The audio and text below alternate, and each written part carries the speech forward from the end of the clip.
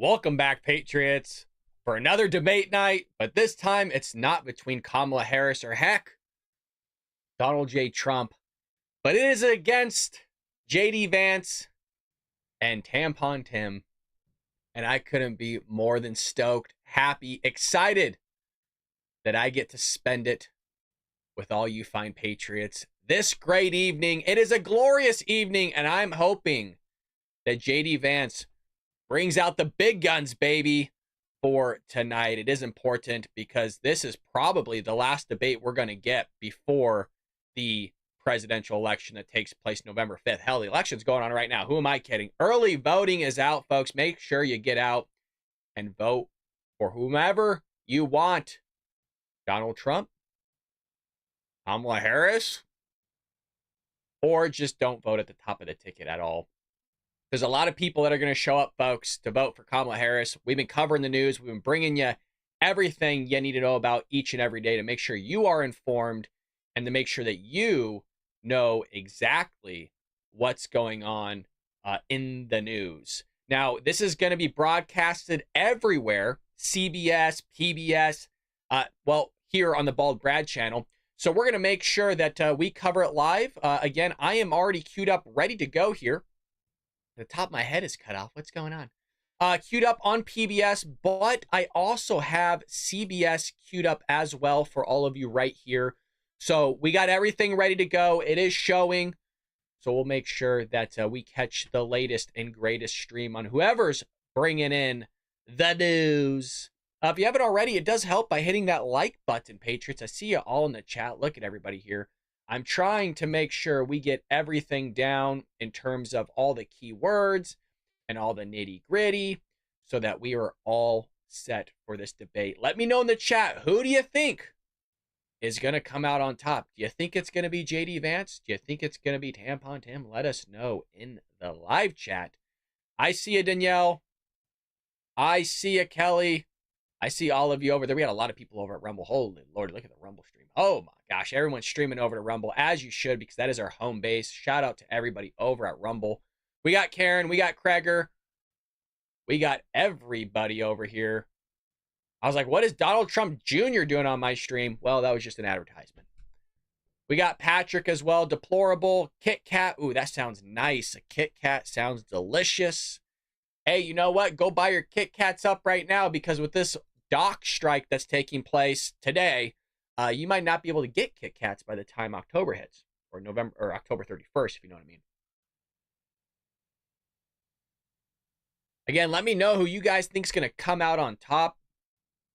Do you think it's going to be Timmy Tim? JD is going to obliterate Tam. Wow, Kelly's coming out with the freaking hot take right now. She's going, oh, it's going to be a 1-2 knockout punch. We know Tampax company supports Walz. That is correct. Buy one, get one free. Codename Tampon Tim. So as I mentioned, we are about 39 minutes out from what's going on. So let's tap in here. Executive Director Anthony Salvanto to help us make sense of all of this. Anthony, the polling has not moved much in recent weeks, especially in the coveted battleground states. So what should we be watching for tonight? No, it has not, Cecilia. Good to talk to you. Look, here's what I mean when I say this race is tight. Remember, the presidency is a national office, but it is decided state by state in the Electoral College. And here at CBS News, we think it will come down to just 7 states, the closest ones. We call them the battlegrounds. And they go across the Sun Belt. You've got Nevada and Arizona. And then heading east, you've got Georgia, North Carolina, and I got water. And then up to Pennsylvania, Michigan, and Wisconsin. Now, here's some examples of what I mean. You look at our CBS estimates in some of these states. Let me start and show you Arizona, dead even.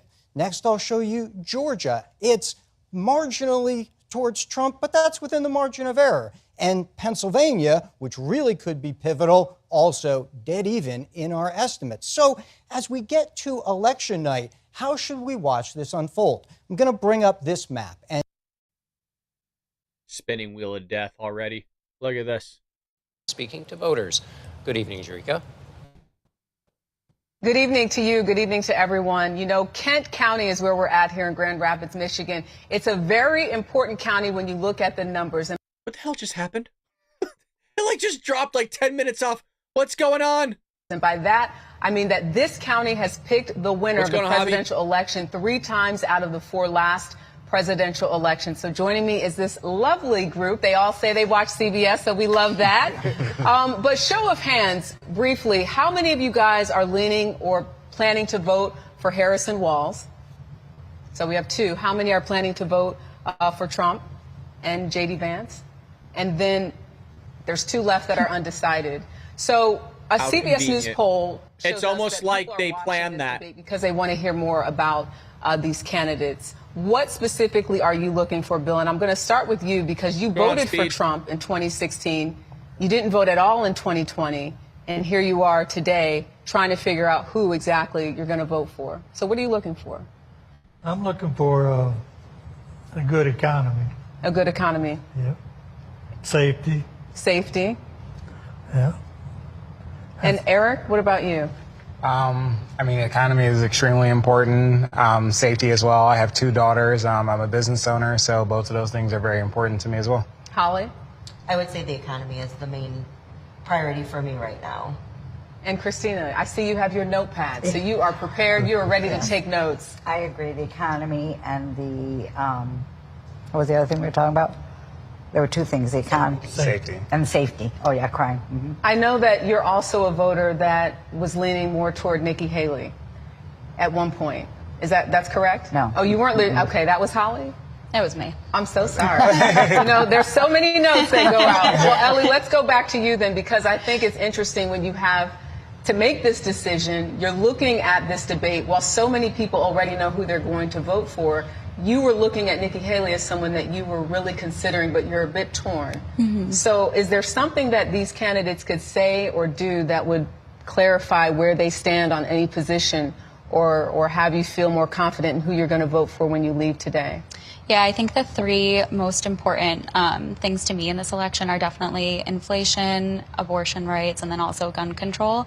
I have 2 little kids, and they're going to school, so that's starting to be a little scary now. And Max, what about you? You have 3 children. You're planning to vote for Trump and Vance. Talk to us about why and what are you hoping to get out of this debate tonight? I'm really interested to see both Vance and Walz's viewpoints. My biggest concerns and focus points for this election is the economy, immigration, and a strong foreign policy, kind of shore up some of our involvements overseas and bring it back home and get us squared away here. And that's what we've heard time and time again, even in our polling, the economy, safety, immigration. These are issues that a lot of Americans care about. Our job is always to make sure we reveal America to itself. So we thank you guys for joining us tonight to help let people see, regardless of how they feel, this is kind of a taste of what voters are thinking and feeling in this state of Michigan, which we know will be very important in this election. So we'll send it back to you guys, and we'll check in with you a little bit later. Yeah, you're not going anywhere. We're going to be checking in with you all. All right, we'll come back to that. We got a lot of stuff to present to you, folks. A lot of stuff taking place. If you recall this morning during our normal broadcast, holy lordy, our normal broadcast, man, I sound like Joe Biden and a little bit of tipsy Kamala, was the shenanigans of the voter fraud taking place with illegal immigrants. Now, if you saw, people are not willing to clean up their voter registration rolls. They're voting illegally in Nevada as well as Arizona. Gee, that sounds like a swing state because it is. And it's funny how they're also doing it in Michigan and Pennsylvania. 4 of the 7, weird, that we know about, by the way. They're not willing to clean up their voter registration rolls, folks. It's going to get worse. The foogery is going to happen again. Let's tap into a little bit of PBS News here and see what these people are talking about. Problem with all tariffs, though, that most people never think about. If you put on a tariff, it increases the value of the dollar, and that makes it harder to export. Why does the value of the dollar go up if you impose tariffs? One way to think about it is we have less demand for foreign currency now. Now, stick with us here. That's because we need to buy foreign currency in order to buy foreign goods. We buy that currency with dollars. But if we buy fewer foreign goods... We're not buying foreign currency, and so the dollar gets stronger relative to the foreign currencies. As an inevitable result, dollar-priced American goods... What a snoozer. What a snoozer. Nobody cares. Just kidding. We all should care. We're $35 trillion in debt right now. We got a lot of people over at Rumble. Couldn't be more than happy that you guys chose us here as the outlet to catch what the heck's going on here in the world, in the news. We're going to jump back into CBS News, who's going to be hosting the debate itself. You can imagine, maybe, possibly, most likely, it's going to be one-sided, just like we saw from the other debate. Maybe they'll do a good job. But here's a panel speaking on J.D. Vance and Governor Tim Walz debate. They wanted to send a message. We'll see if that was heard. And have the circumstances changed? Thank you both very much. When we come back, childcare is expensive, housing is expensive. Those are just two of the issue areas we'll look at as we examine where the two candidates stand on everyday costs. So don't worry, you guys. They're going to fix it, meaning Kamala Harris and Tim Walz. Yeah, they're going to fix it. Why hasn't she? Again, I know we all know this, but why has she not fixed it? What has she done, actually? Like, there's a lot of people in here, right? We got a few hundred people watching. Does anybody know what Kamala Harris has done? Let us know in the chat, because there's been a lot of lefties that have been making their way in here. A lot of Democrats. Name a few. Well, she's going to help women's rights. By doing what? What rights do women not have that we hold as men? They can't. There you go. Exactly, Lily. Nothing. There. Perfect. Perfect. Absolutely nothing. And it'll continue to be absolutely nothing. You know, sometimes when your head's so far up, you know what? It ain't ever coming out because it's just so far up there. So far. So they're on a commercial break right now. Let's read a little bit of the chat here. Kamala told Iran, don't. And they did. Now she's going to unburdened by what has been. That's like a poem, Lib. Lib Slayer, that is a poem. That is beautiful. That is correct. They will fact check Vance, but not no balls Walz. You guys, already with the chat. Allegedly, we'll see if this takes place. There's not going to be any fact checking. That's what we're told. We'll see if it actually takes place here, because, you know, the media can't help themselves. Yes, she's done nothing. Correct. Said, is she a... I can't say that. We'll get removed. So again, we're just waiting for the commercial break to break, and then we'll be back here. I don't have much news for all of you other than what we've covered yesterday. Again, there's still the whole Israel on the border of Lebanon that's most likely going to go in and wreak havoc once again, just like they did in, what was it, 2006. You have that taking place. You also have Israel and Hamas taking place. Turns out that they're just surrounded by terrorists, and, you know, God forbid we mention that, because then we're Zionists if we do. So you have them launching rockets back and forth. You have China still running military drills off the coast of Taiwan. They're wanting to take over that entire country. You have Russia invading Ukraine. But other than that, in terms of foreign affairs, everything's allegedly fine. But they're going to fix it. Don't worry. Oh, they're going to, if you just vote her in. Isn't it like we're all being held hostage? I was thinking about this today. It's like we're all hostages. You know what I mean? But if you vote her in, she will fix it. She will make the difference for you. She's going to fix the economy, even though it's not broken. She's going to fix illegal immigration, even though it wasn't happening. She's going to do all these things for you. Except she's not going to do absolutely anything, because she hasn't done anything. Even right now, it is like pulling teeth to get her to answer any questions from the press. Folks, there was literally a catastrophe that took place in the United States. A massive hurricane, Hurricane Helen, went through multiple states, power out for millions. And she goes to a FEMA meeting for a freaking political speech. Doesn't even go boots on the ground. And we said today, how often is it that she and these Democrats, specifically Joe Biden, like, they don't even go to the sites? Like the East Palestine, Ohio, right? Or Hawaii, Maui. Or like this, the multiple states. Hell, you could just pick a state. You could probably, Joe Biden, since he doesn't have a clue what's going on, you could probably give him a dart and just kind of like egg him on, just to like throw it a little bit right. And he would probably land in the area of which some sort of catastrophe took place. But he won't go. No, he's too good for that, you guys. He's busy. He's busy. He made a phone call. We're supposed to be impressed that Joe Biden picked up the phone and dialed the number. As I mentioned, he probably was calling somebody else, and most likely it was Domino's or some sort of house cleaning from the White House, going, Mr. President, we've already cleaned your diaper once today.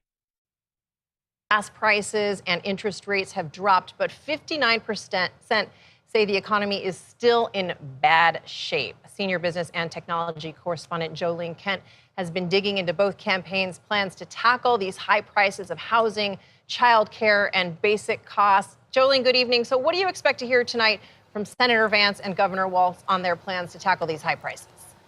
Cecilia, great to see you. Get ready to hear a lot about the economy and the cost of living. You can expect Senator Vance to continue to hammer Harris and Walz on inflation. And our math using government data shows that grocery prices are up 21% since Biden and Harris took office, even though they have leveled out lately and wage growth has been keeping pace with inflation. You can expect Vance to hit on Trump's proposed 20% tariff.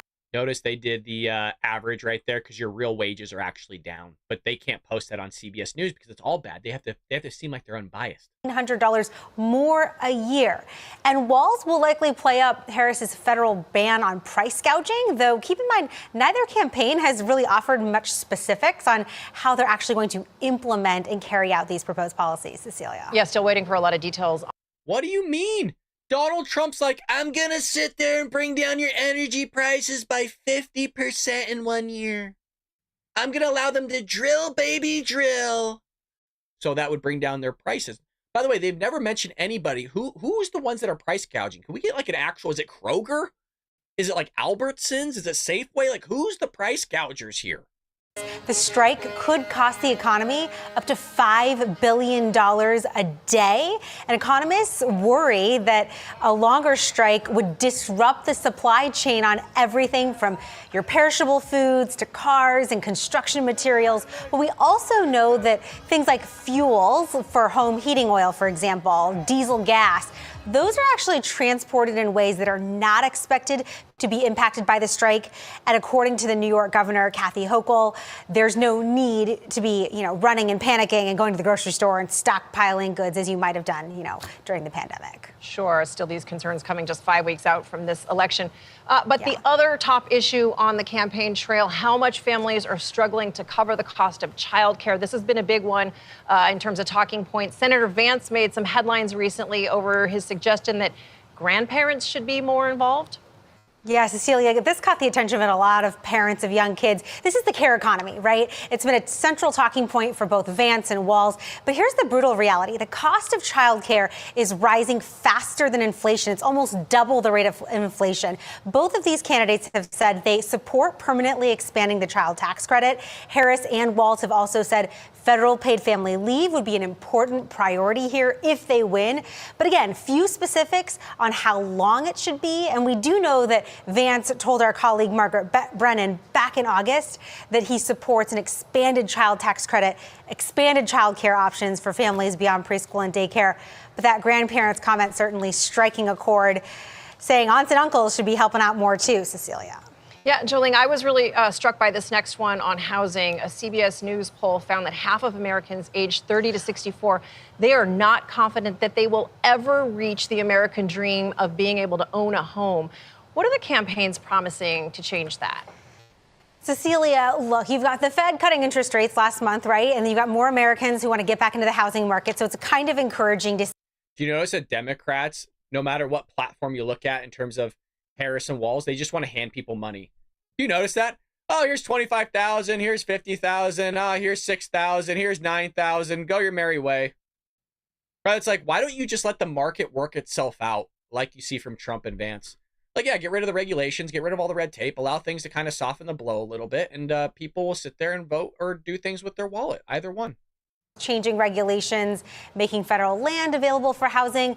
But he hasn't offered many details on that front. And he's also said he wants to deport 15 to 20 million undocumented workers who he is blaming for increasing housing demand, something that Senator Vance says he supports. But mass deportation could also impact the workforce needed to build homes here as well, Cecilia. Yeah, and so many questions on how they... Why would it impact the workforce? Because if you're illegal, then how are you being employed? Are you saying the employer's employing somebody that he shouldn't be or she shouldn't be? Weird. Is all over the world. The U.S. economy has bounced back. The recession never came. Inflation is coming down. The jobs numbers are good. Can the Harris campaign say any of that without looking out of touch? And are they in the same bind that Joe Biden was in when he was running? I think Harris approaches it a little differently than Biden did. Biden really tried to thread the needle between, look how much I did to bring the economy back from the breach. Look at all the jobs that were created. Look how prices, or inflation at least, has come down. Look at this legislation that I passed. And yes, we need to do more, but I'm working on it, and I've got a record. Harris has really leaned into the notion that more needs to be done to help American families. She talks a lot about that. You heard Jo Ling just describing the assistance she wants to provide to first-time homebuyers, the child tax credit, lots of different tax credits.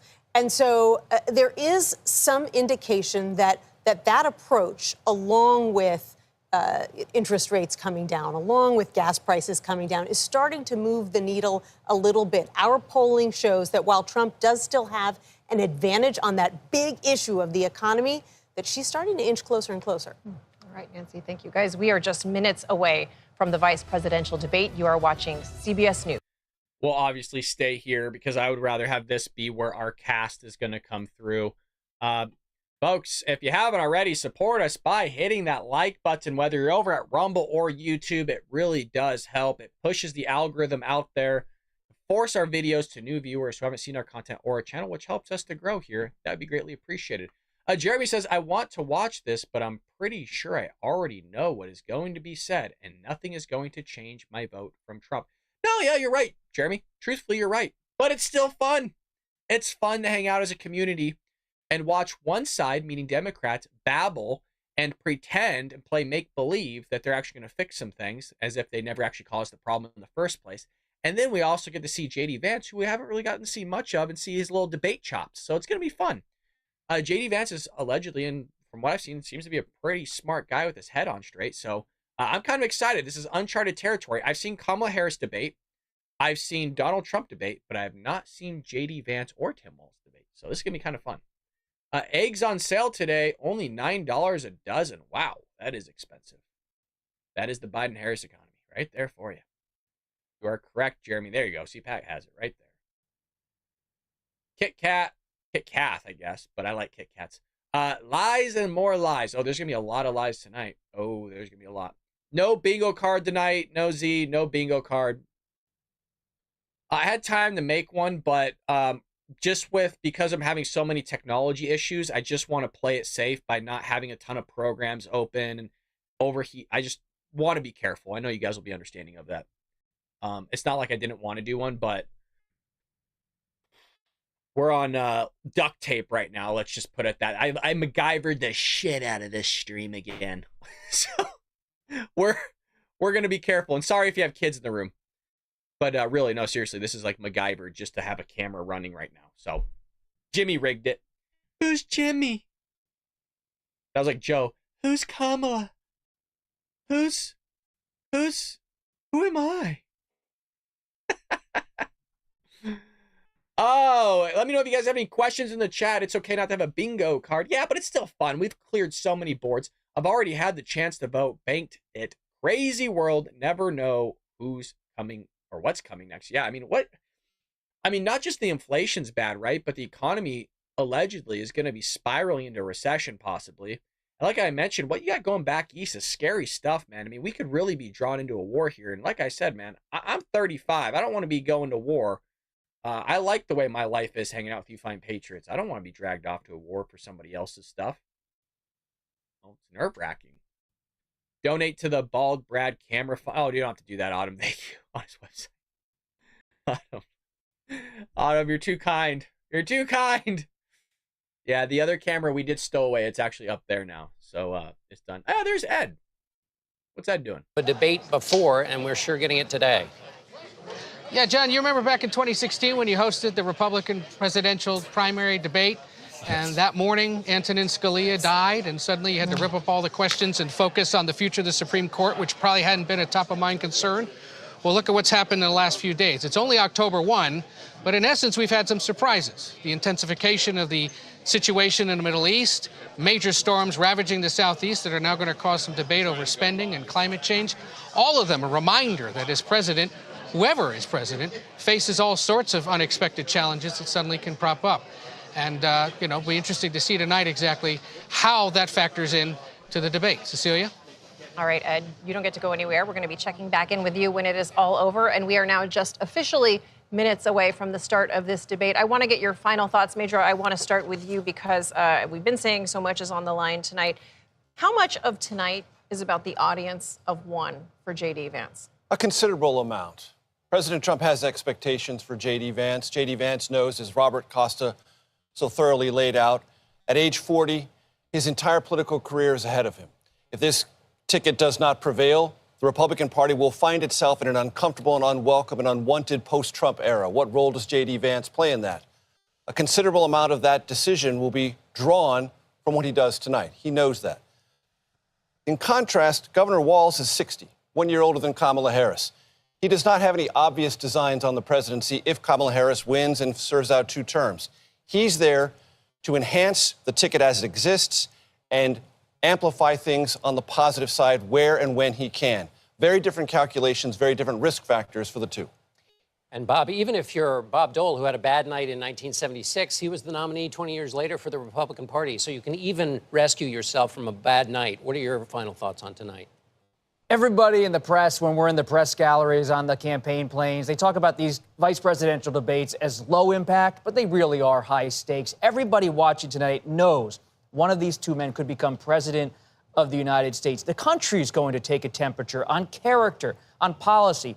Who are these people who might lead the country? And one of them might be leading the country should a crisis happen, a heartbeat away from the presidency. We live in a time of assassination attempts on the Republican nominee, of political violence, and of aging politicians. So it's no question that Karen? one day one of these people could be president. We hope all people live healthy lives and serve full terms, but you never know in American history. That's what the history always tells us. Nancy, other big event is these incredible floods in North Carolina, which also is a platform for presidents.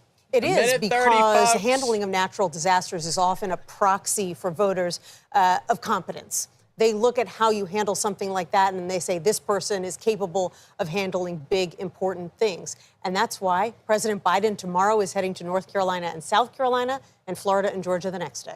And here we see the vice presidential candidates there. Tim Walz standing a lone man behind his lectern. Ed, give us your last thoughts as we watch here as J.D. Vance is off in the wings for the moment. Oh, there he is. It's performance. That seems obvious, but no faux pas. And they're looking for a viral moment. That's what they'll be looking for tonight. No handshake. No handshake. And there you have Governor Walz appears to be taking some notes. J.D. Vance doing the same as our colleagues. And they were shaking hands before the cameras came. That's right. Oh, okay. Well, we have the vice presidential debate coming up in a moment. It will be moderated by our own Nora O'Donnell and Margaret Brennan. Ohio Senator J.D. Vance and Minnesota Governor Tim Walz take the stage. Well, they've taken the stage, so stick with us here and join us also on our streaming channel, CBS News 24/7, for exclusive content you won't see anywhere else. Thank you for joining us. Here we go. Buckle up.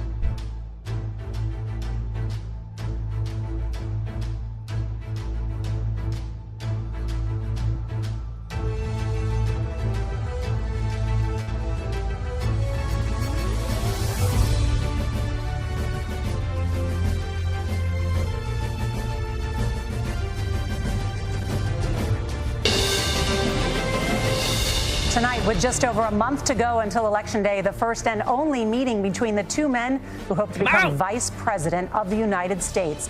Democratic Governor Tim Walz of Minnesota and Republican Senator J.D. Vance of Ohio. Now, this is likely the final debate of this election cycle, and voting is already underway in 20 states.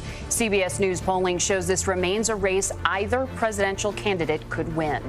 The CBS News vice presidential debate starts now. Fight for every single vote, and we're going to take this country back. And we are ready to continue to build the future together. We're going to turn this whole country red with President Donald J. Trump's leadership. You know what's at the end of this little journey? Kamala Harris as the next president of the United States. This is a CBS News special, live from CBS News headquarters in New York. America Decides, the vice presidential debate. Good evening, I'm Norah O'Donnell, and thank you for joining us for tonight's CBS News vice presidential debate. We want to welcome our viewers on CBS, on other networks here in the U.S. and around the world. We have a consequential night ahead, and our focus is the issues that matter to you, the voter. Let's introduce the candidates. Minnesota's Democratic Governor Tim Walz and Ohio's Republican Senator J.D. Vance, tonight meeting for the first time. I'm Margaret Brennan. In order to have a thoughtful and civil debate, these are the rules that both campaigns have agreed to. Questions will be directed at one candidate, who will have 2 minutes to respond. The other candidate will be allowed 2 minutes for rebuttal. Then each candidate will get another minute to make further points, with an additional 1 minute each at the discretion of the moderator. The primary role of the moderators is to facilitate the debate between the candidates, enforce the rules, and provide the candidates with the opportunity to fact-check claims made by each other. CBS News reserves the right to mute the candidates' microphones to maintain decorum. We have not shared the questions or topics with the campaigns. The stage is set. Governor, Senator, thank you for joining us. Let's get started. Tonight, our country is facing several unfolding crises. The Middle East is on the brink of war. Americans are suffering from the catastrophic impact of Hurricane Helene. And now a labor strike as 25,000 dock workers from Maine to Texas are picketing. We're going to begin tonight with the Middle East. Margaret. Thank you, Nora. Earlier today, Iran launched its largest attack yet on Israel, but that attack failed, thanks to joint U.S. and Israeli defensive action. President Biden has deployed more than 40,000 U.S. military personnel and assets to that region over the past year to try to prevent a regional war. Iran is weakened, but the U.S. still considers it the largest state sponsor of terrorism in the world, and it has drastically reduced the time it would take to develop a nuclear weapon. It is down now to 1 or 2 weeks' time. Governor Walz, if you were the final voice in the Situation Room, would you support or oppose a preemptive strike by Israel on Iran? You have 2 minutes. Well, thank you. And thank you for those joining at home tonight. Let's keep in mind where this started. October 7th, Hamas terrorists massacred over 1,400 Israelis and took prisoners. Israel's ability to be able to defend itself is absolutely fundamental. Getting its hostages back, fundamental, and ending the humanitarian crisis in Gaza. But the expansion of Israel and its proxies is an absolute fundamental necessity for the United States to have the steady leadership there. You saw it experienced today, where along with our Israeli partners and our coalition, able to stop the incoming attack. But what's fundamental here is that steady leadership is going to matter. It's clear, and the world saw it on that debate stage a few weeks ago, a nearly 80-year-old Donald Trump talking about crowd sizes is not what we need in this moment. But it's not just that. It's those that were closest to Donald Trump that understand how dangerous he is when the world is this dangerous. His chief of staff, John Kelly, said that he was the most flawed human being he'd ever met. And both of his secretaries of defense and his national security advisors said he should be nowhere near the White House. Now, the person closest to them, Donald Trump, said he's unfit for the highest office. That was Senator Vance. What we've seen out of Vice President Harris is we've seen steady leadership. We've seen a calmness that is able to draw on the coalitions to bring them together, understanding that our allies matter. When our allies see Donald Trump turn towards Vladimir Putin, turn towards North Korea, when we start to see that type of fickleness around holding the coalitions together, we will stay committed. And as the vice president said today we will protect our forces and our allied forces, and there will be consequences. Governor, your time is up. Senator Vance, the same question. Would you support or oppose a preemptive strike by Israel on Iran? You have 2 minutes. So, Margaret, I want to answer the question. First of all, thanks, Governor. Thanks to CBS for hosting the debate. And thanks, most importantly, to the American people who are watching this evening and caring enough about this country to pay attention to this vice presidential debate. I want to answer the question, but I want to actually give an introduction to myself a little bit because I recognize a lot of Americans don't know who either one of us are. I was raised in a working class family. My mother required food assistance for periods of her life. My grandmother required Social Security help to raise me. And she raised me in part because my own mother struggled with addiction for a big chunk of my early life. I went to college on the GI Bill after I enlisted in the Marine Corps and served in Iraq. And so I stand here asking to be your vice president with extraordinary gratitude for this country, for the American dream that made it possible for me to live my dreams. That's and most smart. importantly, I know that a lot of you are worried about the chaos in the world and the feeling that the American dream is unattainable. Very smart. I want to try to convince you tonight over the next 90 minutes that if we get better leadership in the White House, if we get Donald Trump back in the White House, the American dream is going to be attainable once again. Now, to answer this particular question, we have to remember that as much as Governor Walz just accused Donald Trump of being an agent of chaos, Donald Trump actually delivered stability in the world, and he did it by establishing effective deterrence. People were afraid of stepping out of line. Iran, which launched this attack, has received over $100 billion in unfrozen assets thanks to the Kamala Harris administration. What do they use that money for? They use it to buy weapons that they're now launching against our allies, and God forbid, potentially launching against the United States as well. Donald Trump recognized that for people to fear the United States, you needed peace through strength. They needed to recognize that if they got out of line, the United States global leadership would put stability and peace back in the world. Hell yeah, now, you JD. asked about a preemptive strike, Margaret, and I want to answer the question. Look, it is up to Israel what they think they need to do to keep their country safe, and we should support our allies wherever they are when they're fighting the bad guys. I think that's the right approach to take with the Israel question. Thank you, Senator. Governor Walz, do you care to respond to any of the allegations? Well, look, Donald Trump was in office. We'll sometimes hear a revisionist history, but when Donald Trump was in office, it was Donald Trump who we had a coalition of nations that had boxed Iran's nuclear program in, the inability to advance it. Donald Trump pulled that program and put nothing else in its place. So Iran is closer to a nuclear weapon than they were before because of Donald Trump's fickle leadership. And when Iran shot down an American aircraft in international airspace, Donald Trump tweeted, because that's the standard diplomacy of Donald Trump. And when Iranian missiles did fall near U.S. troops and they received traumatic brain injuries, Donald Trump wrote it off as headaches. Look, our allies understand that Donald Trump is fickle. He will go to whoever has the most flattery or where it makes sense to him. Steady leadership like you witnessed today, like you witnessed in April. Both Iranian attacks were repelled. Our coalition is strong, and we need the steady leadership that Kamala Harris is providing. Senator Vance, the U.S. did have a diplomatic deal with Iran to temporarily pause parts of its nuclear program, and President Trump did exit that deal. He recently said, just 5 days ago, the U.S. must now make a diplomatic deal with Iran because the consequences are impossible. Did he make a mistake? You have 1 minute. Well, first of all, Margaret, diplomacy is not a dirty word, but I think that's something that Governor Walz just said is quite extraordinary. You yourself just said Iran is as close to a nuclear weapon today as they have ever been. And Governor Walz, you blame Donald Trump. Who has been the vice president for the last 3.5 years? And the answer is your running mate, not mine.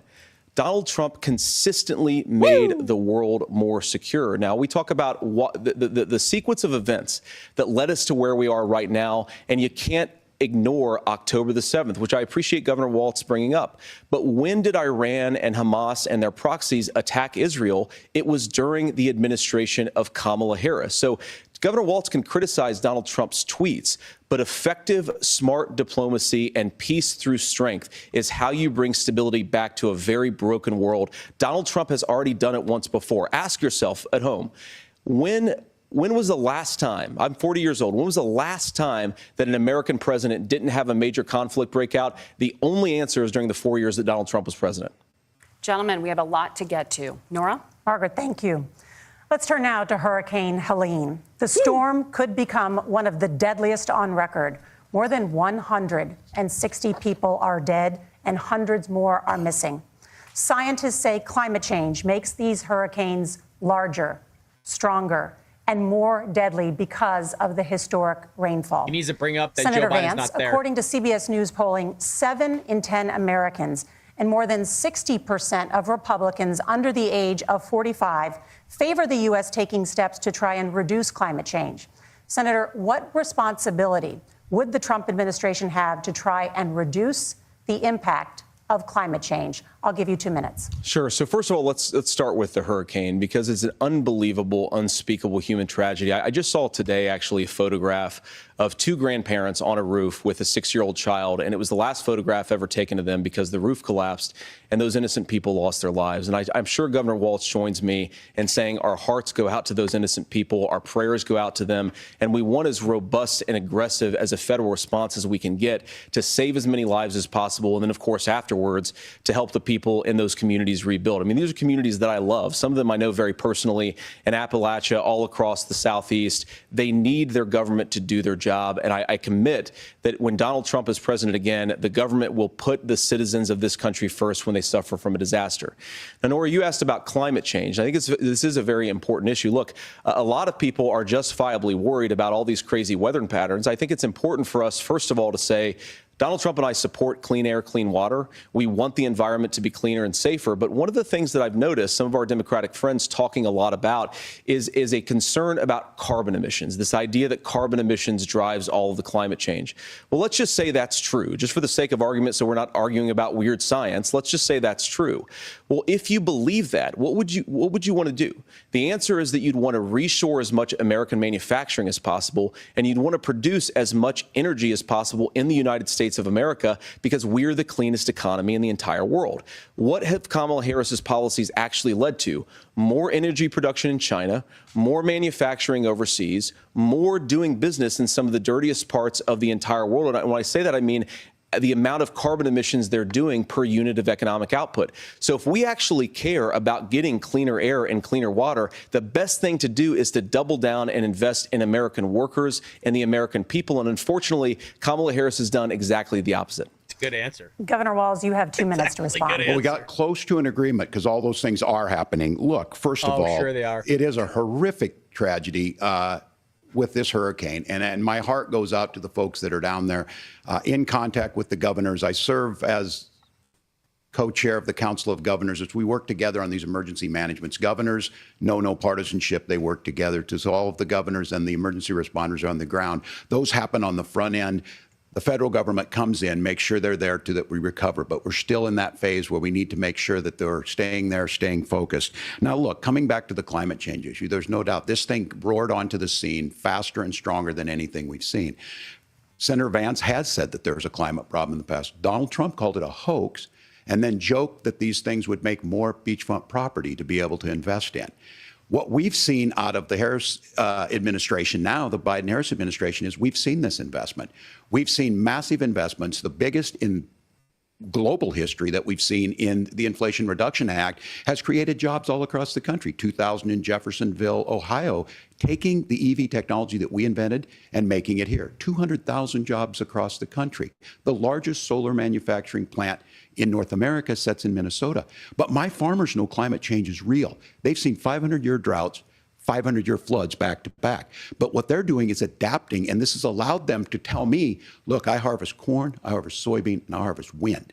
We are producing more natural gas and more oil at any time than we ever have. We're also producing more clean energy. So the solution for us is to continue to move forward, that climate change is real. Reducing our impact is absolutely critical, but this is not a false choice. You can do that at the same time you're creating the jobs that we're seeing all across the country. That's exactly what this administration has done. We are seeing us becoming an energy superpower for the future, not just the current. And that's what absolutely makes sense. And then we start thinking about how do we mitigate these disasters. Thank you. Senator, I want to give you an opportunity to respond there. The governor mentioned that President Trump has called climate change a hoax. Do you agree? Well, look, what the president has said is that if the Democrats, in particular Kamala Harris and her leadership, if they really believe that climate change is serious, what they would be doing is more manufacturing and more energy production in the United States of America, and that's not what they're doing. So clearly, Kamala Harris herself doesn't believe her own rhetoric on this. If she did, she would actually agree with Donald Trump's energy policies. Now, something Governor Walz said I think is important to touch upon, because when we talk about clean energy, I think that's a slogan that often the Democrats will use here. And I'm talking, of course, about the Democratic leadership. And the real issue is that if you're spending hundreds of millions or even billions of dollars of American taxpayer money on solar panels that are made in China, number one, you're going to make the economy dirtier. We should be making more of those solar panels here in the United States of America. Some of them are, Tim, but a lot of them are being made overseas in China, especially the components that go into those solar panels. So if you really want to make the environment cleaner, you've got to invest in more energy production. We haven't built a nuclear facility, I think, one in the past 40 years. Senator. Natural gas, we got to invest more in it. Kamala Harris has done the opposite. That's raised energy prices and also meant that we're doing Senator, worse by the climate. Senator, your time is up. Governor, would you like to respond? Well, look, we're producing more natural gas than we ever have. There's no moratorium on that. We're producing more oil. But the folks know, and like I said, again, these are not liberal folks. These are not folks that are Green New Deal folks. These are farmers that have been drought one year, massive flooding the next year. They understand that it makes sense. Look, our number one export cannot be topsoil from erosion from these massive storms. We saw it in Minnesota this summer.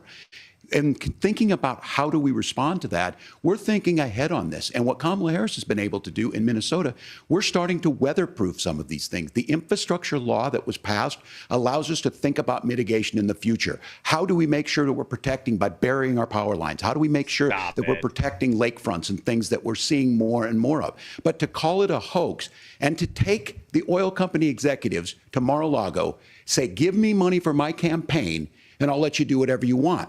We can be smarter about that, and an all-above energy policy is exactly what she's doing, creating those jobs right here. Governor, your time is up. The overwhelming consensus among scientists is that the Earth's climate is warming at an unprecedented rate. Margaret? Thank you, Nora.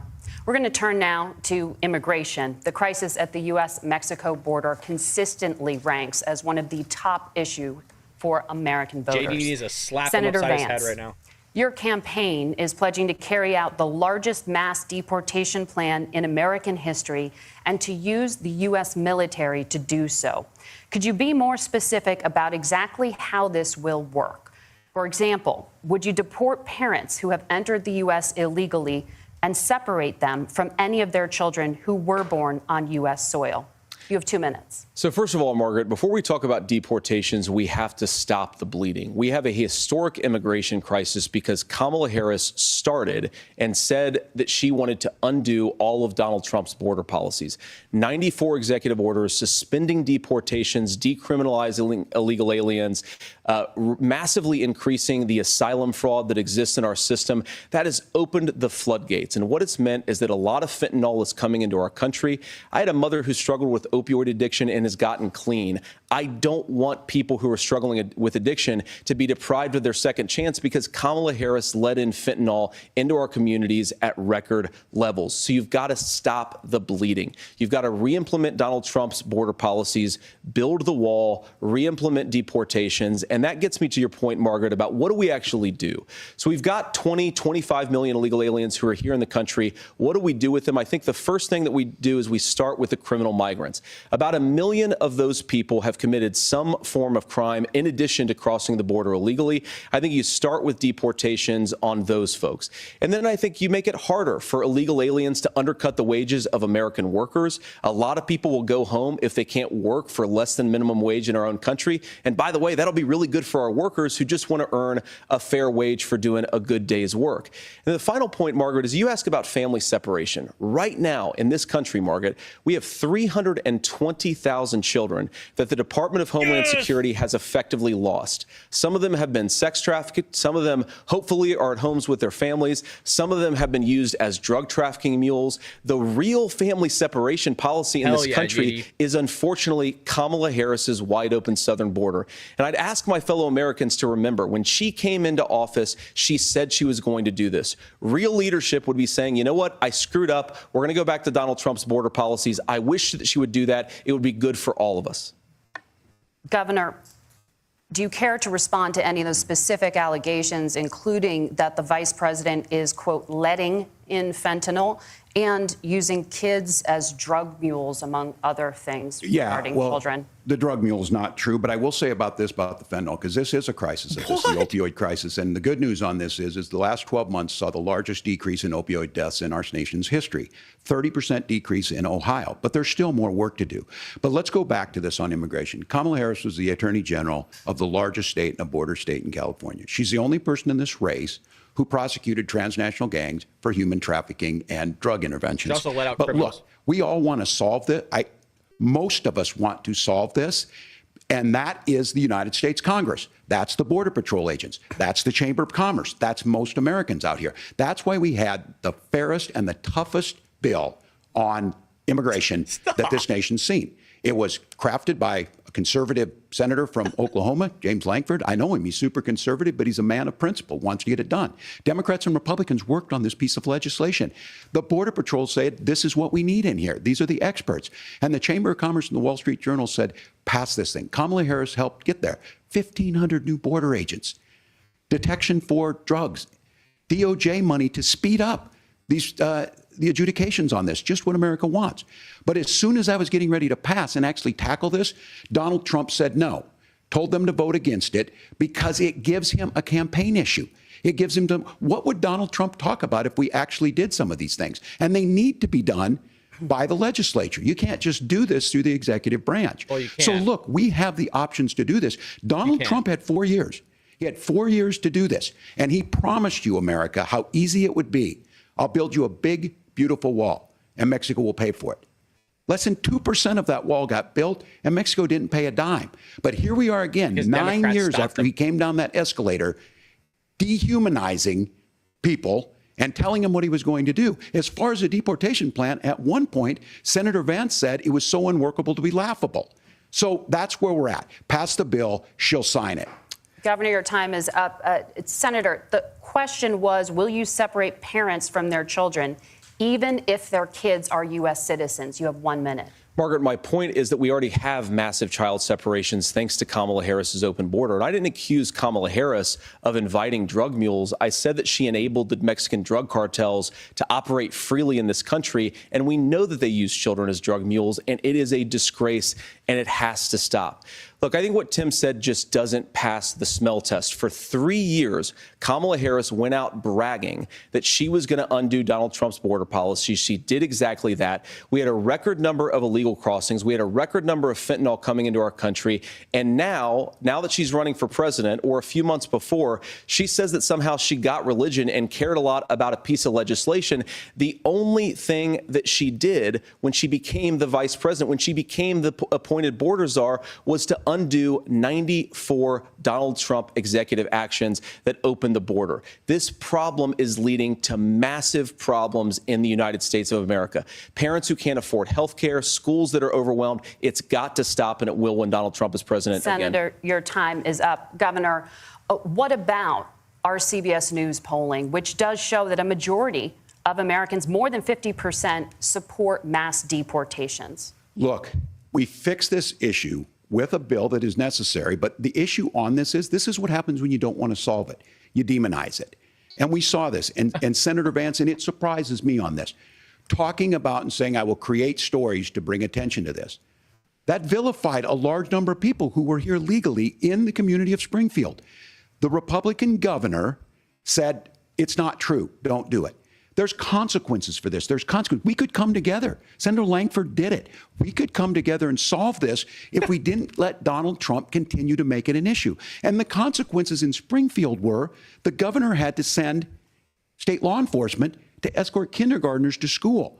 I believe Senator Vance wants to solve this, but by standing with Donald Trump and not working together to find a solution, it becomes a talking point. And when it becomes a talking point like this, we dehumanize and villainize other human beings. Tim, Governor, your time is up. Senator, I'll give you 1 minute, but let me just ask you the question first. The governor has made the point, and I think as a sitting lawmaker, you know that Congress controls the purse strings and any funding. So you have said repeatedly that Donald Trump would through executive action, solve this? Do you disagree they're putting him on the that defense Congress controls constantly? the purse strings and would need to support many of the changes that you would actually want to implement? You have 1 minute. Look, Margaret, first of all, the gross majority of what we need to do at the southern border is just empowering law enforcement to do their job. I've been to the southern border more than our borders are. Kamala Harris has been. And it's actually heartbreaking because the Border Patrol agents, they just want to be empowered to do their job. Of course, additional resources would help. But most of this is about the president and the vice president empowering our law enforcement to say, if you try to come across the border illegally, you've got to stay in Mexico. You've got to go back through proper channels. Now, Governor Walz brought up the community of Springfield, and he's very worried about the things that I've said in Springfield. Look, in Springfield, Ohio, and in communities all across this country, you've got schools that are overwhelmed. You've got hospitals that are overwhelmed. You have got housing that is totally unaffordable because we brought in millions of illegal immigrants to compete with Americans for scarce homes. The people that I'm most worried about in Springfield, Ohio, are the American citizens who have had their lives destroyed by Kamala Harris's open border. It is a disgrace, Tim. And I actually think, I agree with you. I think you want to solve this problem, but I don't think that Kamala Harris does. Senator, your time is up. Governor, you have 1 minute to respond. Yeah, well, it is law enforcement that asked for the bill. They helped craft it. They're the ones that supported it. That's because they know we need to do this. Look, this issue of continuing to bring this up, of not dealing with it, of blaming migrants for everything. On housing, we could talk a little bit about Wall Street speculators buying up housing and making them less affordable, but it becomes a blame. Look, this bill also gives the money necessary to adjudicate. I agree. It should not take 7 years for an asylum claim to be done. This bill gets it done in 90 days. Then you start to make a difference in this, and you start to adhere to what we know, American principles. I don't talk about my faith a lot, but Matthew 25:40 talks about, to the least amongst us, you do unto me. I think that's true of most Americans. They simply want order to it. This bill does it. It's funded. It's supported by the people who do it. And it lets us keep our dignity about how we treat other people. Thank you, Governor. And just to clarify for our viewers, Springfield, Ohio does have a large number of Haitian migrants who have legal status.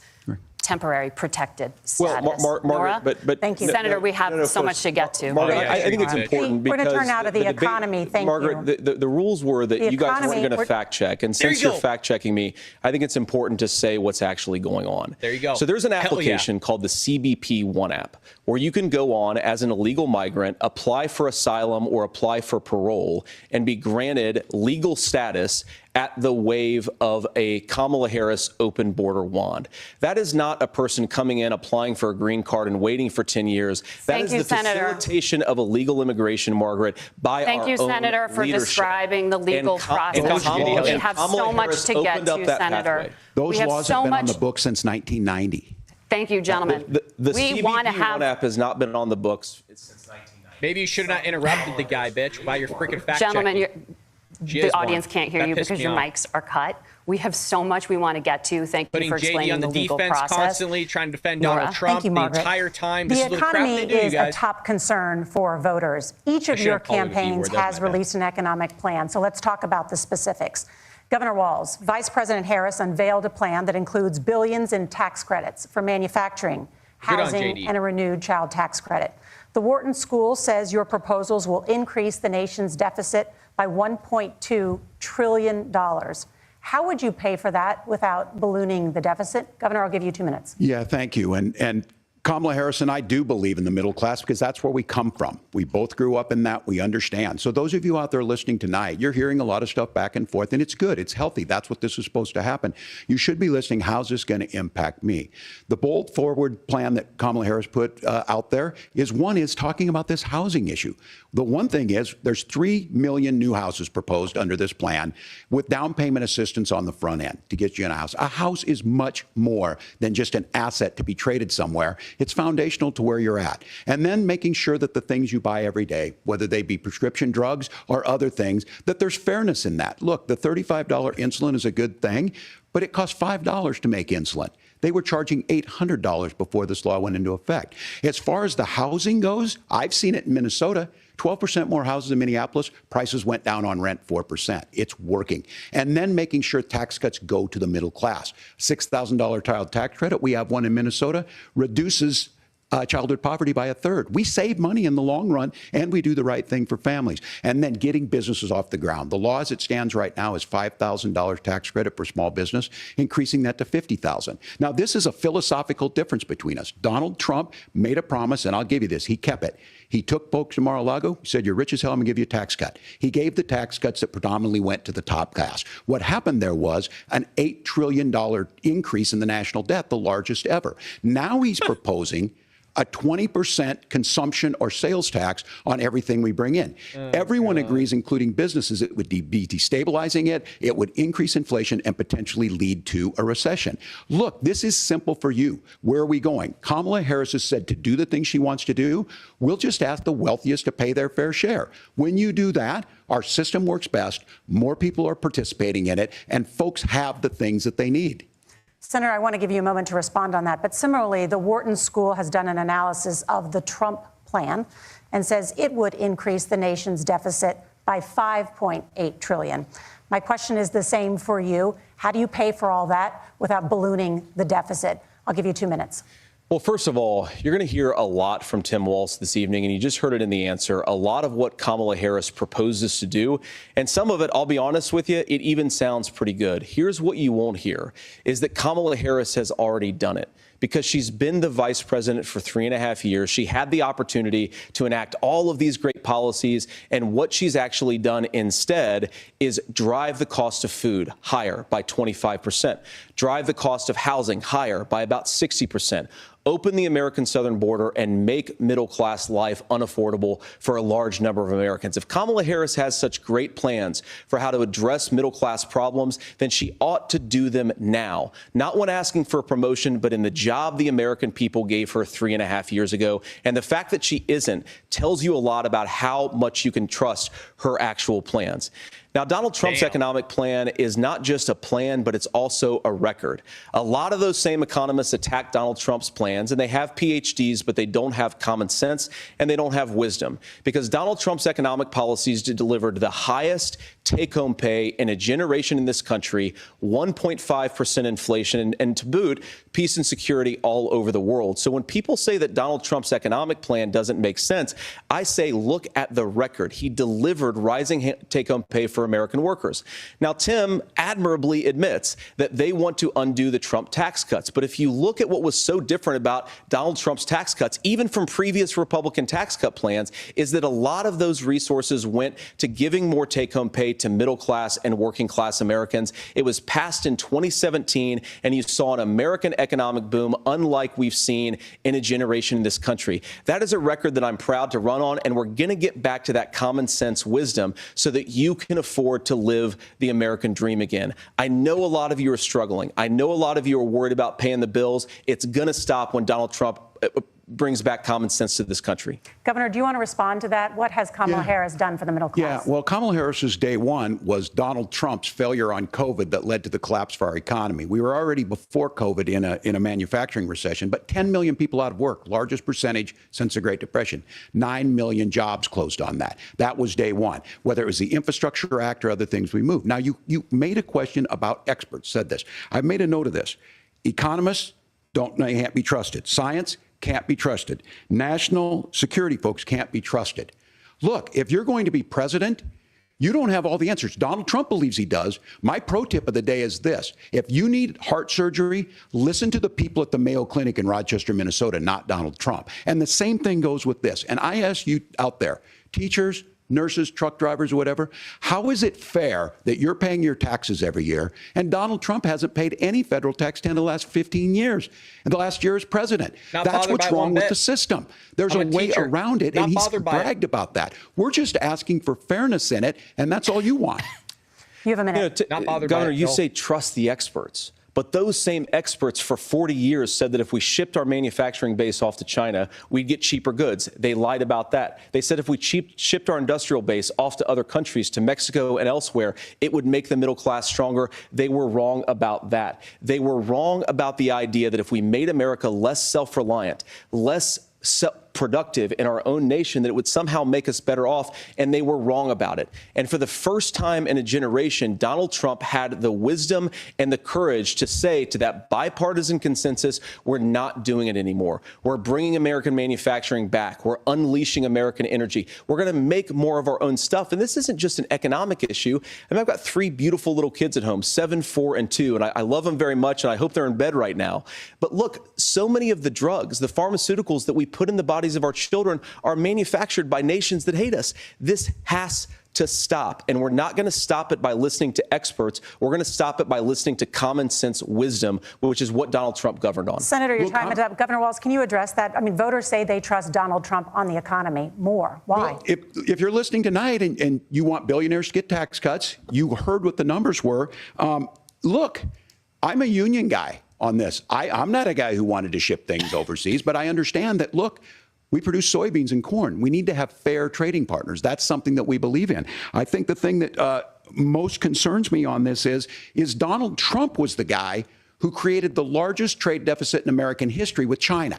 So the rhetoric is good. Much of what the senator said right there, I'm in agreement with him on this. I watched it happen too. I watched it to my communities, and we talked about that. But we had people undercutting the right to collectively bargain. We had right to work states made it more difficult. We had companies that were willing to ship it over, and we saw people profit. Folks that are venture capital in some cases, putting money into companies that were overseas. We're in agreement that we bring those home. The issue is Donald Trump is talking about it. Kamala Harris has a record, 250,000 more manufacturing jobs just out of the IRA. May I respond to that? Yes. So appreciate that. So if you notice, what Governor Walz just did is he said, first of all, Donald Trump has to listen to the experts. And then when he acknowledged that the experts screwed up, he said, well, Donald Trump didn't do nearly as good of a job as the statistics that's a gross generalization. that he did. So what Tim Walz is doing, and I honestly, Tim, I think you got a tough job here, because you've got to play whack-a-mole. You've got to pretend that Donald Trump didn't deliver rising take-home pay, which of course he did. You've got to pretend that Donald Trump didn't deliver lower inflation, which of course he did. And then you simultaneously got to defend Kamala Harris's atrocious economic record, which has made gas, groceries, and housing unaffordable for American citizens. I was raised by a woman who would sometimes go into medical debt so that she could put food on the table in our household. I know what it's like to not be able to afford the things that you need to afford. We can do so much better. To all of you watching, we can get back to an America that's affordable again. We just got to get back to common sense economic principles. I hope we have a conversation on health care then. Senator, Governor. Please. Thank you. Margaret? We have a lot to get to ahead, gentlemen, on many topics. But right now, I want to talk about personal qualifications. The vice president is often the last voice the president hears before making consequential decisions. We want to ask you about your leadership qualities. Governor Walz, you said you were in Hong Kong during the deadly Tiananmen Square protests in the spring of 1989. But Minnesota Public Radio and other media outlets are reporting that you actually didn't travel to Asia until August of that year. Can you explain that discrepancy? Yeah, well, and to the folks out there who didn't get at the top of this, look, I grew up in small rural Nebraska, town of 400, town that you rode your bike with your buddies till the streetlights come on, and I'm proud of that service. I joined the National Guard at 17, worked on family farms, and then I used the GI Bill to become a teacher, passionate about it, a young teacher. My first year out, I got the opportunity in the summer of '89 to travel to China. 35 years ago, be able to do that. I came back home and then started a program to take young people there. We would take basketball teams, we would take baseball teams, we would take dancers, and we would go back and forth to China. The issue for that was to try and learn. Now, look, my community knows who I am. They saw where I was at. Look, I will be the first to tell you, I have poured my heart into my community. I've tried to do the best I can, but I've not been perfect. And I'm a knucklehead at times, but it's always been about that. Those same people elected me to Congress for 12 years.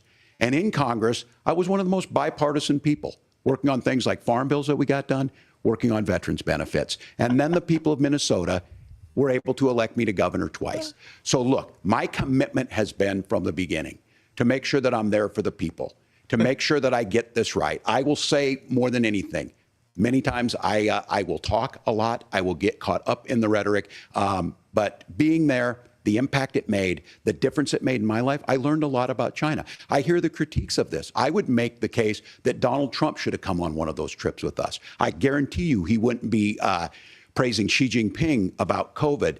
And I guarantee you he wouldn't start a trade war that he ends up losing. So this is about trying to understand the world. It's about trying to do the best you can for your community. And then it's putting yourself out there and letting your folks understand what it is. My commitment, whether it be through teaching, which I was good at, or whether it was being a good soldier or was being a good member of Congress, those are the things that I think are the values that people care about.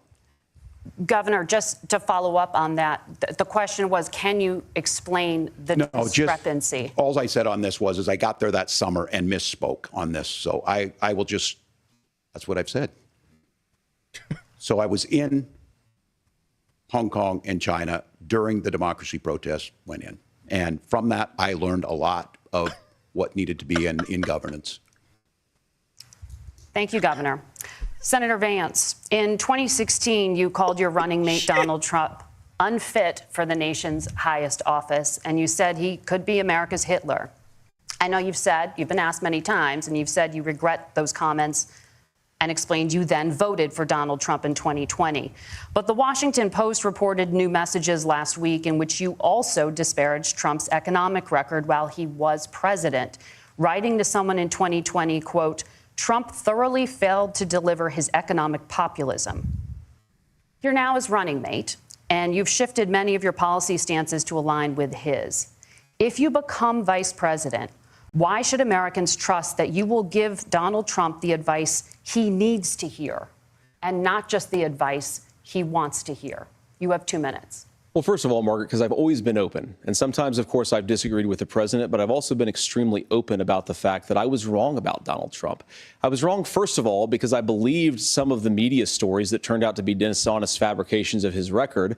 But most importantly, Donald Trump delivered for the American people. Rising wages, rising take-home pay, an economy that worked for normal Americans, a secure southern border, a lot of things, frankly, that I didn't think he'd be able to deliver on. And yeah, when you screw up, when you misspeak, when you get something wrong and you change your mind, you ought to be honest with the American people about it. It's one of the reasons, Margaret, why I've done so many interviews is because I think it's important to actually explain to the American people where I come down on the issues and what changed. Now, you pointed out to messages from 2020. Margaret, I've been extremely consistent that I think there were a lot of things that we could have done better in the Trump administration the first round if Congress was doing its job. I strongly believe, and I've been a United States senator, that Congress is not just a high-class debating society. It's not just a forum for senators and congressmen to whine about problems. It's a forum to govern. So there were a lot of things on the border, on tariffs, for example, where I think that we could have done so much more if the Republican Congress and the Democrats in Congress had been a little bit better about how they govern the country. They were so obsessed with impeaching Donald Trump, they couldn't actually govern. And I want to talk about this tariff issue in particular, Margaret, because Tim just accused this of being a national sales tax. Look, the one thing, and you're probably surprised to hear me praising Joe Biden, but the one thing that Joe Biden did is he continued some of the Trump tariffs that protected American manufacturing jobs. And it's the one issue, the most pro-worker part of the Biden administration, it's the one issue where Kamala Harris has run away from Joe Biden's record. Think about this. If you're trying to employ slave laborers in China at $3 a day, you're going to do that and undercut the wages of American workers unless our country stands up for itself and says you're not accessing our markets unless you're paying middle-class Americans a fair wage. Senator, your time is up. Nora? Not a bad answer. Thank you. Now to the issue of reproductive rights. Governor Walz, after Roe versus Wade was overturned, you signed a bill into law that made Minnesota one of the least restrictive states in the nation when it comes to abortion. Former President Trump said in the last debate that you believe abortion, quote, in the 9th month is absolutely fine. Thank you, Big Wee, for the $10. Yes or no? Is that what you support? I'll give you 2 minutes. That's not what the bill says, but look, this issue is what's on everyone's mind. Donald Trump put this all into motion. He brags about how great it was that he put the judges in and overturned Roe versus Wade, 52 years of personal autonomy. And then he tells us, oh, we send it to the states. It's a beautiful thing. Amanda Zaworski would disagree with you on it's a beautiful thing. A young bride in Texas waiting for their child at 18 weeks. She has a complication, a tear in the membrane. She needs to go in. The medical care at that point needs to be decided by the doctor. And that would have been an abortion. But in Texas, that would have put them in legal jeopardy. She went home, got sepsis, nearly dies, and now she may have difficulty having children. Or in Kentucky, Hadley Duvall, a 12-year-old child raped and impregnated by her stepfather. Those are horrific. Now, when God asked about that, Senator Vance said, 2 wrongs don't make a right. There is no right in this. So in Minnesota, what we did was restore Roe versus Wade. We made sure that we put women in charge of their health care. But look, this is not where, if you don't know Amanda or a Hadley, you soon will. Their Project 2025 is going to have a registry of pregnancies.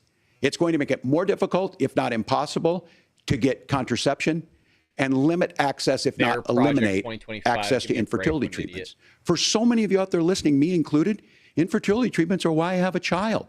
That's nobody else's business, but those things are being proposed. And the catch-all on this is, well, the states will decide what's right for Texas might not be right for Washington. That's not how this works. This is basic human right. We have seen maternal mortality skyrocket in Texas, outpacing many other countries in the world.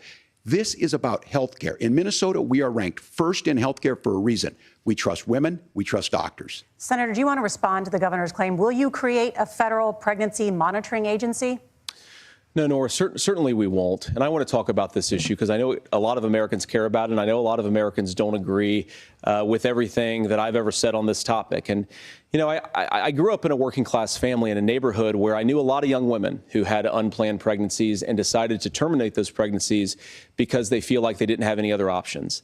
And, you know, one of them is actually very dear to me. And I know she's watching tonight, and I love you. And she told me something a couple years ago that she felt like if she hadn't had that abortion, that it would have destroyed her life because she was in an abusive relationship. And I think that what I take from that as a Republican who proudly wants to protect innocent life in this country, who proudly wants to protect the vulnerable, is that my party, we've got to do so much better of a job at earning the American people's trust back on this issue where they frankly just don't trust us. And I think that's one of the things that Donald Trump and I are endeavoring to do. I want us as a Republican Party to be pro-family in the fullest sense of the word. I want us to support fertility treatments. I want us to make it easier for moms to afford to have babies. I want it to make it easier for young families to afford a home so they can afford a place to raise that family. And I think there's so much that we can do on the public policy front just to give women more options. Now, of course, Donald Trump has been very clear that on the abortion policy specifically, that we have a big country and it's diverse. And California has a different viewpoint on this than Georgia. Georgia has a different viewpoint from Arizona. And the proper way to handle this, as messy as democracy sometimes is to let voters make these decisions, let the individual states make their abortion policy. And I think that's what makes the most sense in a very big, a very diverse, and let's be honest, sometimes a very, very messy and divided country. Governor, would you like to respond and also answer the question about restrictions? Yeah, well, the question got asked and Donald Trump made the accusation that wasn't true about Minnesota. Well, let me tell you about this idea that there's diverse states. There's a young woman named Amber Thurman. She happened to be in Georgia, a restrictive state. Because of that, she had to travel a long distance to North Carolina to try and get her care. Amber Thurman died in that journey back and forth. The fact of the matter is, how can we as a nation say that your life and your rights, as basic as the right to control your own body, is determined on geography? There's a very real chance had Amber Thurman lived in Minnesota, she would be alive today. That's why the restoration of Roe versus Wade. When you listen to Vice President Harris talk about this subject and you hear me talk about it, you hear us talking exactly the same. Donald Trump is trying to figure out how to get the political right of this. I agree with a lot of what Senator Vance said about what's happening. His running mate, though, does not, and that's the problem. Governor, your time is up. Senator, let me ask you about that. He mentioned, was, I think, referring to a national ban. In the past, you have supported a federal ban on abortion after 15 weeks. In fact, you said if someone can't support legislation like that, quote, you are making the United States the most barbaric pro-abortion regime anywhere in the entire world. My question is, why have you changed your position?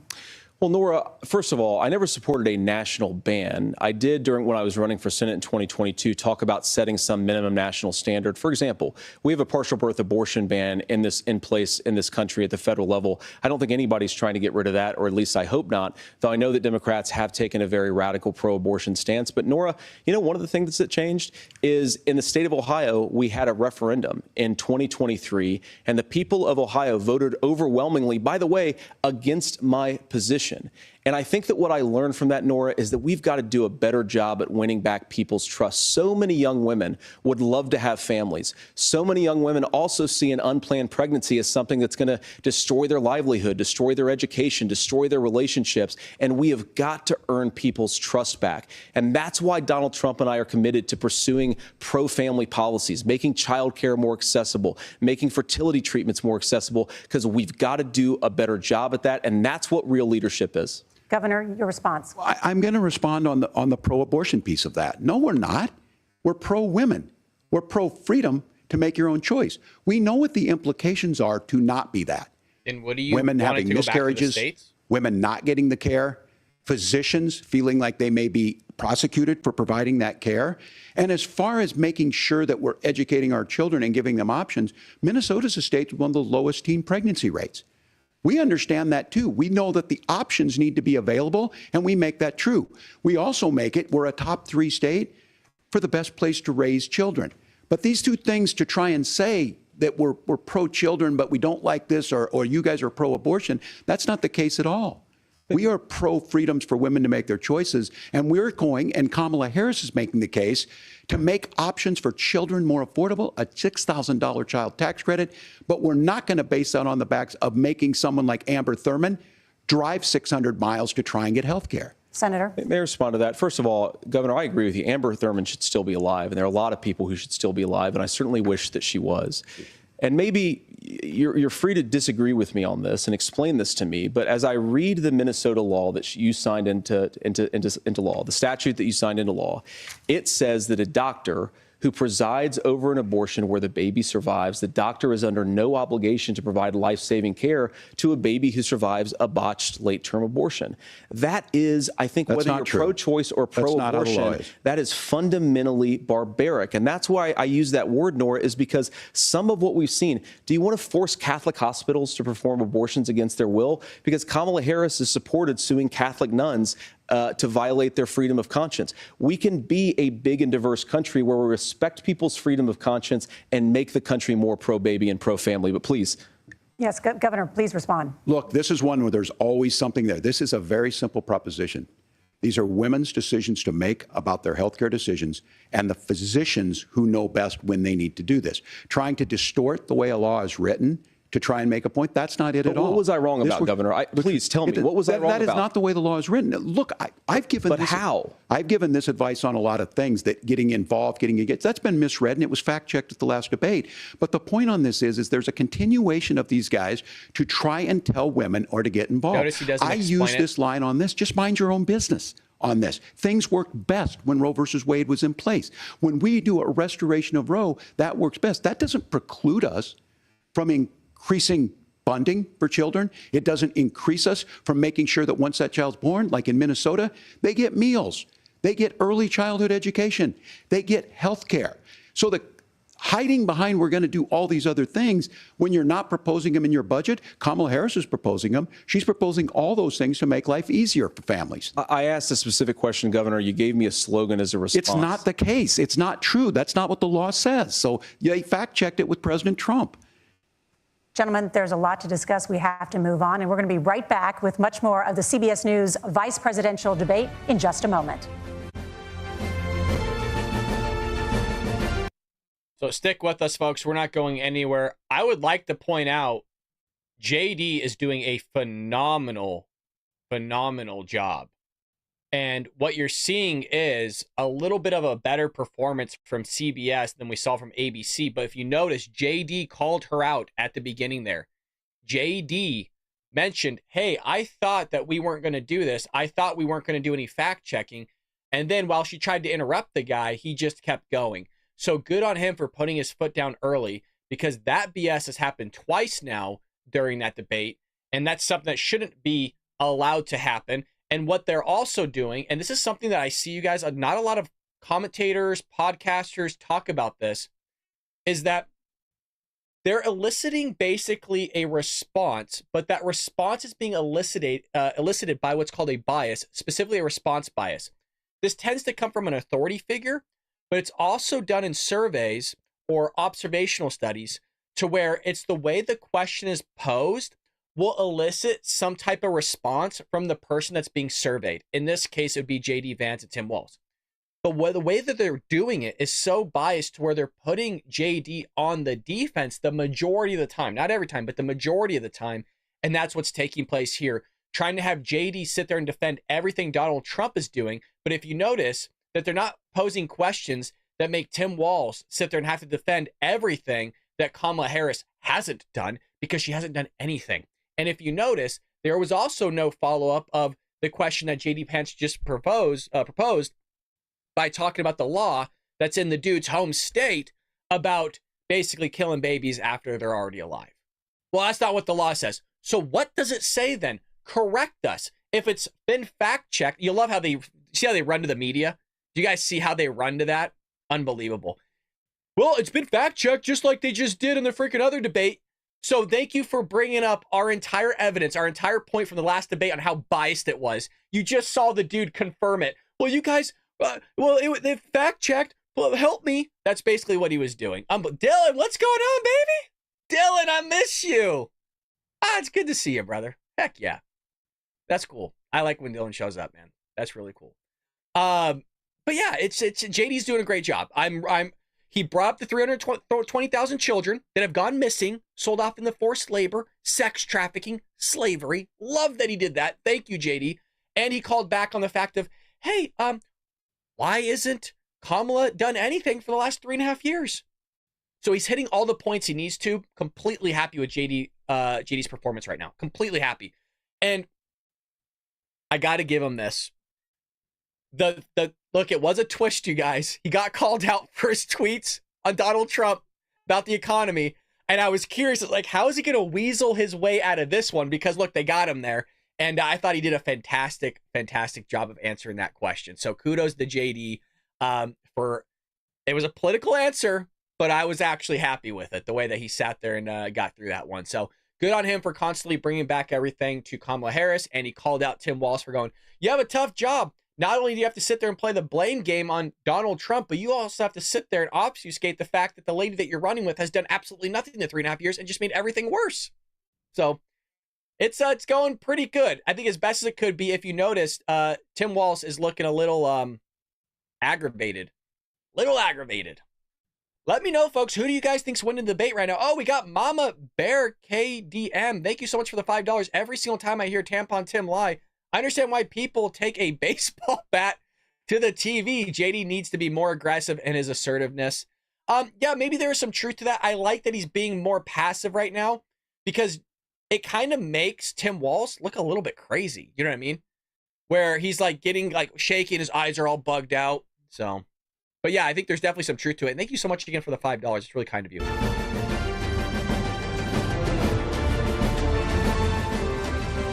Welcome back to the CBS News vice presidential debate. We want to turn now to America's gun violence epidemic.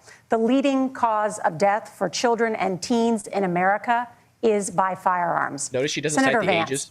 You oppose most gun legislation that Democrats claim would curb gun violence. You oppose red flag gun laws and legislation to ban certain semi-automatic rifles, including AR-15s. So let me ask you, earlier this year, for the first time, the parents of a school shooter were convicted of involuntary manslaughter and sentenced to 10 years in prison. Do you think holding parents responsible could curb mass shootings? I'll give you 2 minutes. Yeah, well, Nora, on that particular case, I don't know the full details, but I certainly trust local law enforcement and local authorities to make those decisions. I think in some cases the answer is going to be yes, and in some cases the answer is going to be no. And the details really matter here, of course. For example, if a kid steals a gun, that's going to be different than if a parent hands over a gun knowing that their kid is potentially dangerous. But look, I want to just sort of speak as a father of 3 beautiful little kids, and our oldest is now in 2nd grade. And like a lot of parents, we send our kids to school with such hope and such joy and such pride at their little faces on the first day of school. And we know, unfortunately, that a lot of kids are going to experience this terrible epidemic of gun violence. And of course, our hearts go out to the families that are affected by this terrible stuff. And we do have to do better. And I think that Governor Walz and I actually probably agree that we need to do better on this. The question is just, how do we actually do it? Now, here's something that really bothers me and worries me about this epidemic of violence. The gross majority, close to 90% in some of the statistics I've seen, of the gun violence in this country is committed with illegally obtained firearms. And while we're on that topic, we know that thanks to Kamala Harris's open border, we've seen a massive influx in the number of illegal guns run by the Mexican drug cartel. So that number, the amount of illegal guns in our country is higher today than it was 3.5 years ago. But what do we do about the schools? What do we do to protect our kids? And I think the answer is, and I say this not loving the answer, because I don't want my kids to go to school in a school that feels unsafe or where there are visible signs of security. But I unfortunately think that we have to increase security in our schools. We have to make the doors lock better. We have to make the doors stronger. We've got to make the windows stronger. And of course, we've got to increase school resource officers, because the idea that we can magically wave a wand and take guns out of the hands of bad guys, it just doesn't fit with recent experience. So we've got to make our schools safer. And I think we've got to have some common sense bipartisan solutions for how to do that. Governor, you have 2 minutes. Well, I think all the parents watching tonight, this is your biggest nightmare. Look, I got a 17-year-old, and he witnessed a shooting at a community center playing volleyball. Those things don't leave you. As a member of Congress, I sat in my office surrounded by dozens of the Sandy Hook parents, and they were looking at my 7-year-old picture on the wall. Their 7-year-old were dead, and they were asking us to do something. And look, I'm a hunter. I own firearms. The vice president is. We understand that the Second Amendment is there, but our first responsibility is to our kids to figure this out. In Minnesota, we've enacted enhanced red flag laws, enhanced background checks, and we can start to get data. But here's the problem. If we really want to solve this, we've got folks that won't allow research to be even done on gun violence. And this idea that we should just live with it, and here's what I do think, that this is a good start to the conversation. I 100% believe that Senator Vance hates it when these kids, it's abhorrent and it breaks your heart. I agree with that. But that's not far enough when we know there are things that worked. I've spent time in Finland and seen some Finnish schools. They don't have this happen, even though they have a high gun ownership rate in the country. There are reasonable things that we can do to make a difference. It's not infringing on your Second Amendment. And the idea to have some of these weapons out there, it just doesn't make any sense. Kamala Harris, as an attorney general, worked on this issue. She knows that it's there. No one's trying to scaremonger and say we're taking your guns, but I ask all of you out there, for that in my state, by do the you way. want your schools hardened to look like a fort? Is that what we have to go? When we know there's countries around the world that their children aren't practicing these types of drills. They're being kids. We owe it to them to get a fix. These are things that shouldn't be that difficult. You can still keep your firearms, and we can make a difference. We have to. If you're listening tonight, this breaks your heart. Senator. Tim, first of all, I didn't know that your 17-year-old witnessed a shooting. And I'm sorry about that, and I hope that he's doing okay. Christ have mercy. It is awful. And I appreciate what Tim said, actually, about Finland, because I do think it illustrates some of the frankly, weird differences between our own country's gun violence problem and Finland. Is, okay, first of all, we have way higher rates of mental health abuse, or mental health substance abuse. We have way higher rates of depression, way higher rates of anxiety. We unfortunately have a mental health crisis in this country that I really do think that we need to get to the root causes of, because I don't think it's the whole reason why we have such a bad gun violence problem, but I do think it's a big piece of it. Another driver of the gun violence epidemic, especially that affecting our kids, it doesn't earn as many headlines, but is the terrible gun violence problem in a lot of our big cities. And this is why we have to empower law enforcement to arrest the bad guys, put them away, and take gun offenders off the streets.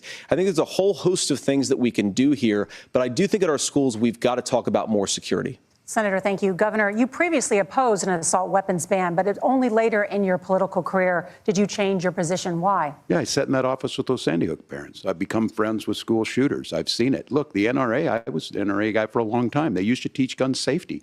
I'm of an age where my shotgun was in my car so I could pheasant hunt after football practice. That's not where we live today. And several things I want to mention on this is talking about cities and where it's at. The number one where the most firearm deaths happen in Minnesota are rural suicides. And we have an epidemic of children getting guns and shooting themselves. And so we have, and we should look at all of the issues. He's actually correct on that. Making sure folks have health care and all that, but I want to be very careful. This idea of stigmatizing mental health, just because you have a mental health issue doesn't mean you're violent. And I think what we end up doing is we start looking for a scapegoat. Sometimes it just is the guns. It's just the guns, and there are things that you can do about it. But I do think that this is one, and I think this is a healthy conversation. I think there's a capacity to find solutions on this that work, protect the Second Amendment, protect our children. That's our priority. Gentlemen, thank you. Margaret? It doesn't tell you how Thank you, Nora. Let's turn now to the top contributor to inflation, the high cost of housing and rent. There's a shortage of more than 4 million homes in the United States, and that contributes to the high housing prices. Governor Walz, the Harris campaign promises a $25,000 down payment assistance for first-time home buyers and a $10,000 tax credit. They also promise to build 3 million new homes. Where are you building these homes, and won't handing out that kind of money just drive up prices higher? No, it's not handing out. We have, first, let me say this issue of housing, and I think those of you listening on this, the problem we've had is that we've got a lot of folks that see housing as another commodity. It can be bought up, it can be shifted, it can be moved around. Those are not folks living in those houses. Those of you listening tonight, that house is a big deal. I bought and owned one house in my life. My mom still lives in the house where I was. And when I think of a house, I'm thinking of Christmas services after midnight mass where you go with your family. We need to make it more affordable. And one of the things, as I said, this program that the Vice President is pushing forward and bringing a new way of approaching this is something we're doing in Minnesota from that lead. We in the state invested in making sure our housing was the biggest investment that we'd ever made in housing. It starts to make it easier. We cut some of the red tape. Local folks, look, we can't do it at the federal level, but local folks make it easier to build those homes. And then that down payment assistance. I can tell all of you out there, one of the, certainly for me, using the GI Bill was one thing, but a veteran's home loan, the big thing about a veteran's home loan is you don't have to pay the down payment. Those are things that make it there. Now, look, you're going to pay it back and you're going to pay your mortgage. Those are things that we know in the long run, the appreciated value, the generational wealth that's created from it. And I will give Minneapolis an example. Minneapolis is the one city where we've seen the lowest inflation rates. We've seen a 12% increase in stock because we've put some of these things in, and we're implementing a state program to make sure we give some of that down payment assistance. We get it back from people because here's what we know.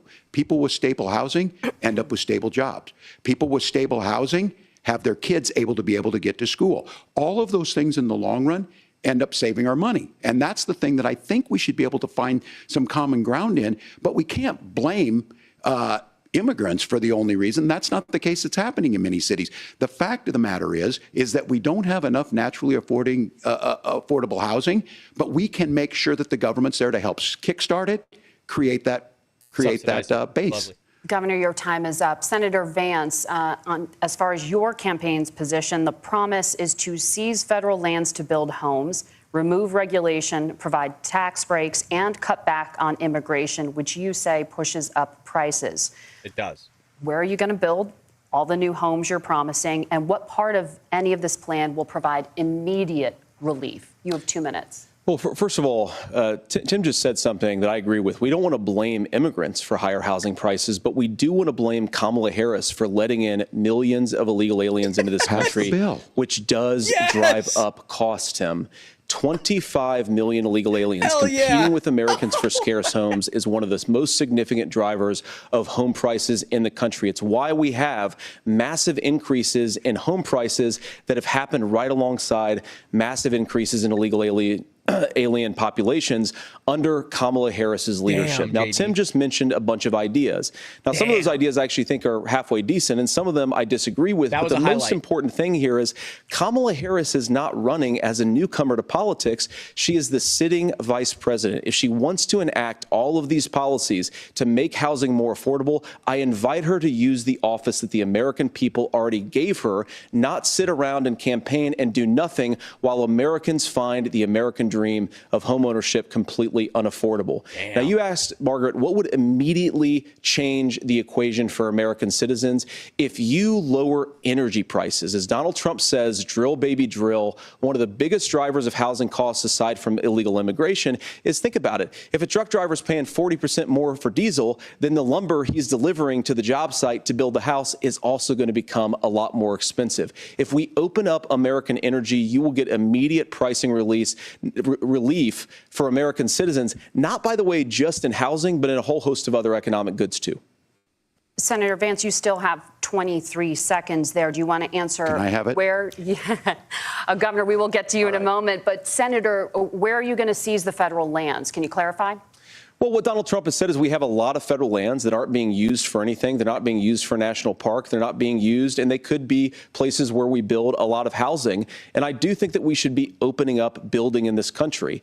We have a lot of land that could be used. We have a lot of Americans that need homes. We should be kicking out illegal immigrants who are competing for those homes, and we should be building more homes for the American citizens who deserve to be here. Senator, your time is up. Governor, I do want to let you respond to the allegation that the vice president is letting in Well, of course, that's not true. And again, you have the facts. I guess we agreed not to fact check. I'll check it. That, look, crossings are down compared to when Donald Trump left office.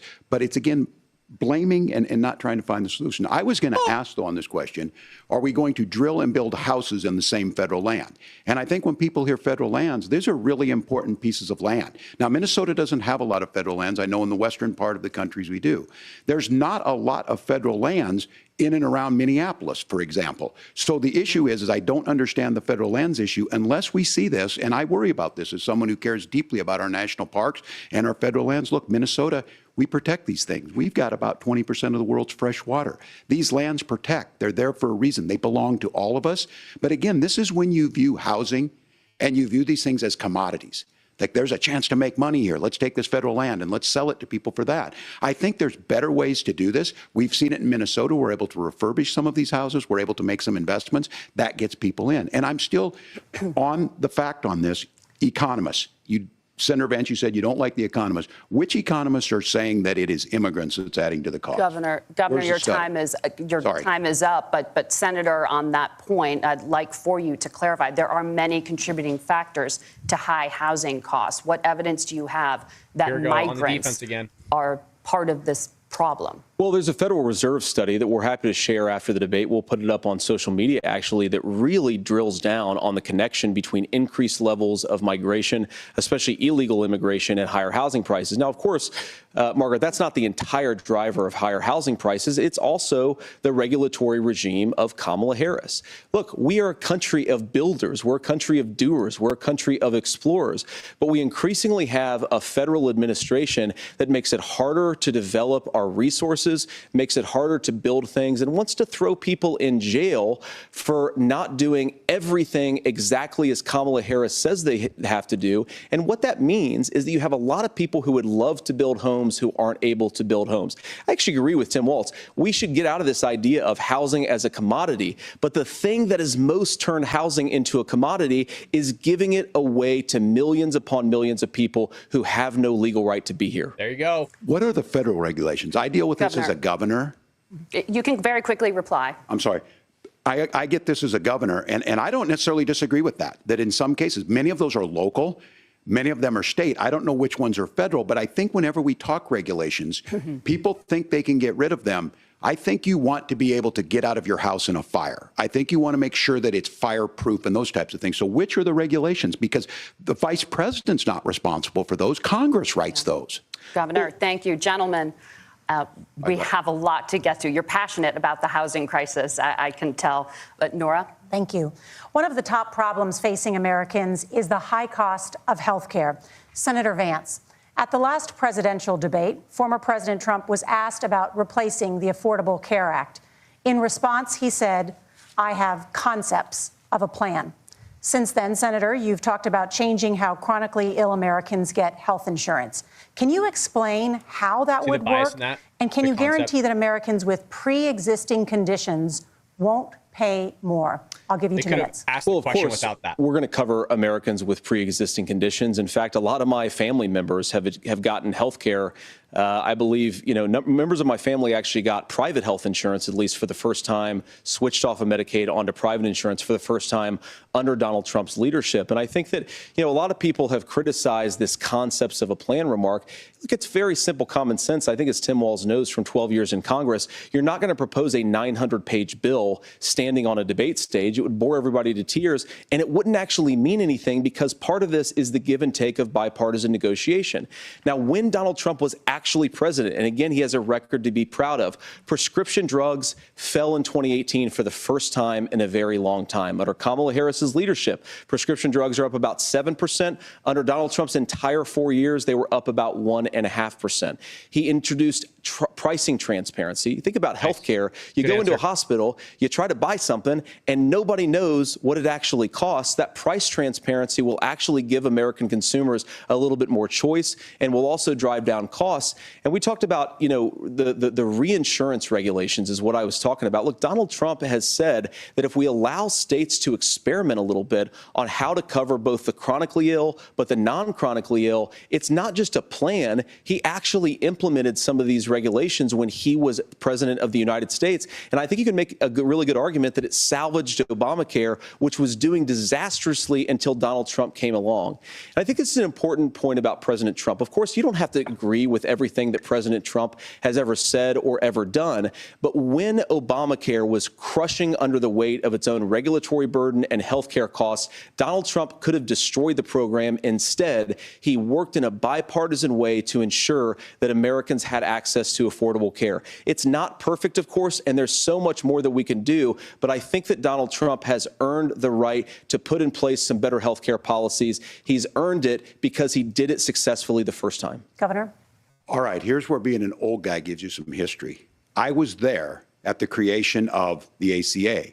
And the reason it was so important is I come from a major healthcare state, home of the Mayo Clinic, home to Medical Alley, 3M, Medtronic, all of those. We understand healthcare. It's why we're ranked first on affordability and accessibility and quality of healthcare. And so what I know is under Kamala Harris, more people are covered than they have before. And those of you listening, this is critical to you. Now, Donald Trump all of a sudden wants to go back and remember this. He ran on the first thing he was going to do on day one was to repeal Obamacare. On day one, he tried to sign an executive order to repeal the ACA. He signed on to a lawsuit to repeal the ACA, but lost at the Supreme Court. And he would have repealed the ACA had it not been for the courage of John McCain to save that bill. Now, fast forward, what that means to you is you lose your pre-existing conditions. If you're sitting at home and you got asthma, too bad. If you're a woman, probably not. Broke your foot during football, might kick you out. Your kids get kicked out when they're 26. Kamala Harris negotiated drug prices for the first time with Medicare. We have 10 drugs that will come online, the most common ones that'll be there. But look, this issue, and when Donald Trump said, I've got a concept of a plan, it cracked me up as a fourth grade teacher because my kids would have never given me that. But what Senator Vance just explained might be worse than a concept, because what he explained is pre-Obamacare. And I'll make this as simple as possible because I have done this for a long time. What they're saying is, if you're healthy, why should you be paying more? So what they're going to do is let insurance companies pick who they insure, because guess what happens? You pay your premium, it's not much. They figure they're not going to have to pay out to you. But those of you a little older, gray, got cancer, you're going to get kicked out of it. That's why the system didn't work. Kamala Harris will protect and enhance the ACA. Governor, thank you. Senator, you have not yet explained how you would protect people with pre-existing conditions or laid out that plan. Well, look, we currently have laws and regulations in place right now that protect people with pre-existing conditions. We want to keep those regulations in place, but we also want to make the health insurance marketplace function a little bit better. Now, what Governor Walz just said is actually not true. A lot of what happened and the reason that Obamacare was crushing under its own weight is that a lot of young and healthy people were leaving the exchanges. Donald Trump actually helped address that problem, and he did so in a way that preserved people's access to coverage who had pre-existing conditions. But again, something that these guys do is they make a lot of claims about if Donald Trump becomes president, all of these terrible consequences are going to ensue. But in reality, Donald Trump was president. Inflation was low. Take-home pay was higher. And he saved the very program from a Democratic administration that was collapsing and would have collapsed absent his leadership. He did his job, which is govern in a bipartisan way and get results, not just complain about problems, but actually solve them. Governor, did enrollment under the Affordable Care Act go up under the Trump administration? It's higher now that we've seen it go up. Look, people are using it. The system works. And the question about this of young people or whatever, that's the individual mandate piece of this. And Republicans fought tooth and nail saying, well, Americans should be free to do this. Well, then what happens is... So you think the individual mandate's a good idea? You shrink. I think the idea of making sure the risk pool is broad enough to cover everyone, that's the only way insurance works. When it doesn't, it collapses. You are asking pre-ACA where we get people out. Look, people know that they need to be on health care. People expect it to be there. And when we are able to make it, and we are making it this way, when we incentivize people to be in the market, when we help people who might not be able to afford it get there, and we make sure then when you get sick and old, it's there for you. Because I heard people say, well, I don't want to buy into Medicare or whatever. Good luck buying health care once you get past 70. So look, the ACA works. We can continue to do better. Kamala Harris did that. The way she made everything better was negotiating those 10 drugs on Medicare for the first time in American history. Thank you. Margaret? Can I address that? I apologize. We're out of time. We have a number of subjects to discuss. Margaret? Let's talk about families in America. There is a child care crisis in this country, and the United States is one of the very few developed countries in the world without a national paid leave program for new parents. Governor Walz, you've said that if Democrats win both the White House and Congress, this is a day one priority for you. How long should employers be required to pay workers while they are home taking care of their newborns? You have 2 minutes. Yeah, well, that's negotiable, and that's what Congress worked. But here's what the deal is. Americans sitting out there right now, you may work for a big company. Look, we're home in Minnesota to some of the largest Fortune 500 companies. Kamala Harris knows that in California. Those companies provide paid family and medical leave. One is, I think they're moral and they think it's a good thing, but it also keeps their employees healthy. We in Minnesota passed a paid family and medical leave. You have a child, and I had to go back to work 5 days after my kids were born. This allows you to stay home a certain amount of time. What we know is that gets the child off to a better start, the family works better, we stay in their employers, we get more consistency in that. So Kamala Harris has made it a priority. We implemented it in Minnesota and we see growth. That's how you become a pro-business state. But the negotiations on it, and here's the issue, those big companies are able to offer it. Those of you out there who don't have it, just imagine what happens if you get cancer or your child gets sick. We know what happens. You end up staying home. In some places, that means no paycheck because you've got no protection on that. This is the case of an economy that Donald Trump has set for the wealthiest amongst us. He's willing to give those tax breaks to the wealthiest. He's willing to say, bust those unions up, do whatever. What we're saying is the economy works best when it works for all of us. And so a paid family medical leave program, and I will tell you, go to the families or go to the businesses and ask them. As far as childcare on this, you have to take it at both the supply and the demand side. You can't expect the most important people in our lives to take either our children or our parents to get paid the least amount of money. And we have to make it easier for folks to be able to get into that business and then to make sure that folks are able to pay for that. We were able to do it in Minnesota, and I'm still telling you this. We were listed as the best state. We're still in crisis on this. A federal program of paid family and medical leave and help with this will enhance our workforce, enhance our families, and make it easier to have the children that you want. Governor, your time is up. Senator, do you support a national paid leave program? And if so, For how long should employers be mandated to pay their employees while they are home taking care of their newborn? You have 2 minutes. Yeah, well, first of all, Margaret, a number of my Republican colleagues and some Democrats, too, have worked on this issue. And I think there is a bipartisan solution here because a lot of us care about this issue. I mean, look, I speak from this very personally because I'm married to a beautiful woman who's an incredible mother to our 3 beautiful kids, but is also a very, very brilliant corporate litigator. And I'm so proud of her. But being a working mom, even for somebody with all of the advantages of my wife, is extraordinarily difficult. And it's not just difficult from a policy perspective. She actually had access to paid family leave because she worked for a bigger company. But the cultural pressure on young families and especially young women, I think makes it really hard for people to choose the family model they want. A lot of young women would like to go back to work immediately. Some would like to spend a little time home with the kids. Some would like to spend longer at home with the kids. We should have a family care model that makes choice possible. And I think this is a very important substantive difference between Donald Trump and Kamala Harris's approach. I mean, look, if you look at the federal programs that we have that support paid family leave right now, the Community Development Block Grant, and there's another block grant program that spends a lot of money from the federal government. These programs only go to one kind of child care model. Let's say you'd like your church maybe to help you out with child care. Maybe you live in a rural area or an urban area and you'd like to get together with families in your neighborhood to provide child care in the way that makes the most sense. You don't get access to any of these federal monies. We want to promote choice in how we deliver family care and how we promote child care because, look, it is unacceptable. And, you know, of course, Tim and I have been on the campaign trail a lot the past 7 or 8 weeks. And one of the biggest complaints I hear from young families is people who feel like they don't have options, like they're choosing between going to work or taking care for their kids. That is an incredible burden to put on American families. We're the only country that does it. I think we could do a heck of a lot better. Senator, thank you. You have also said, Senator Vance, many things about the American family. The Federal Reserve says parents will spend nearly as much on child care as they do on housing each month. So I want to get your thoughts on this. President Trump recently said, as much as child care is talked about as being expensive, it's relatively speaking not very expensive compared to the kinds of numbers we'll be taking in. Is President Trump committed to the $5,000 per child tax credit that you have described? You have 1 minute.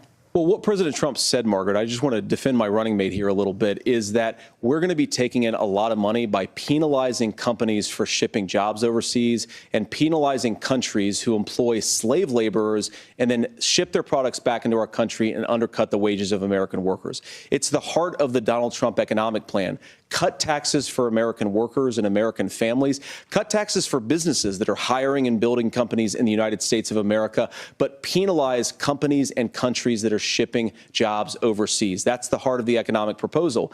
And I think what President Trump is saying is that when we bring in this additional revenue with higher economic growth, we're going to be able to provide paid family leave, child care options that are viable and workable for a lot of American families. Can you clarify how that will solve the child care shortage? Well, because as Tim said, a lot of the child care shortage is we just don't have enough resources going into the multiple people who could be providing family care options.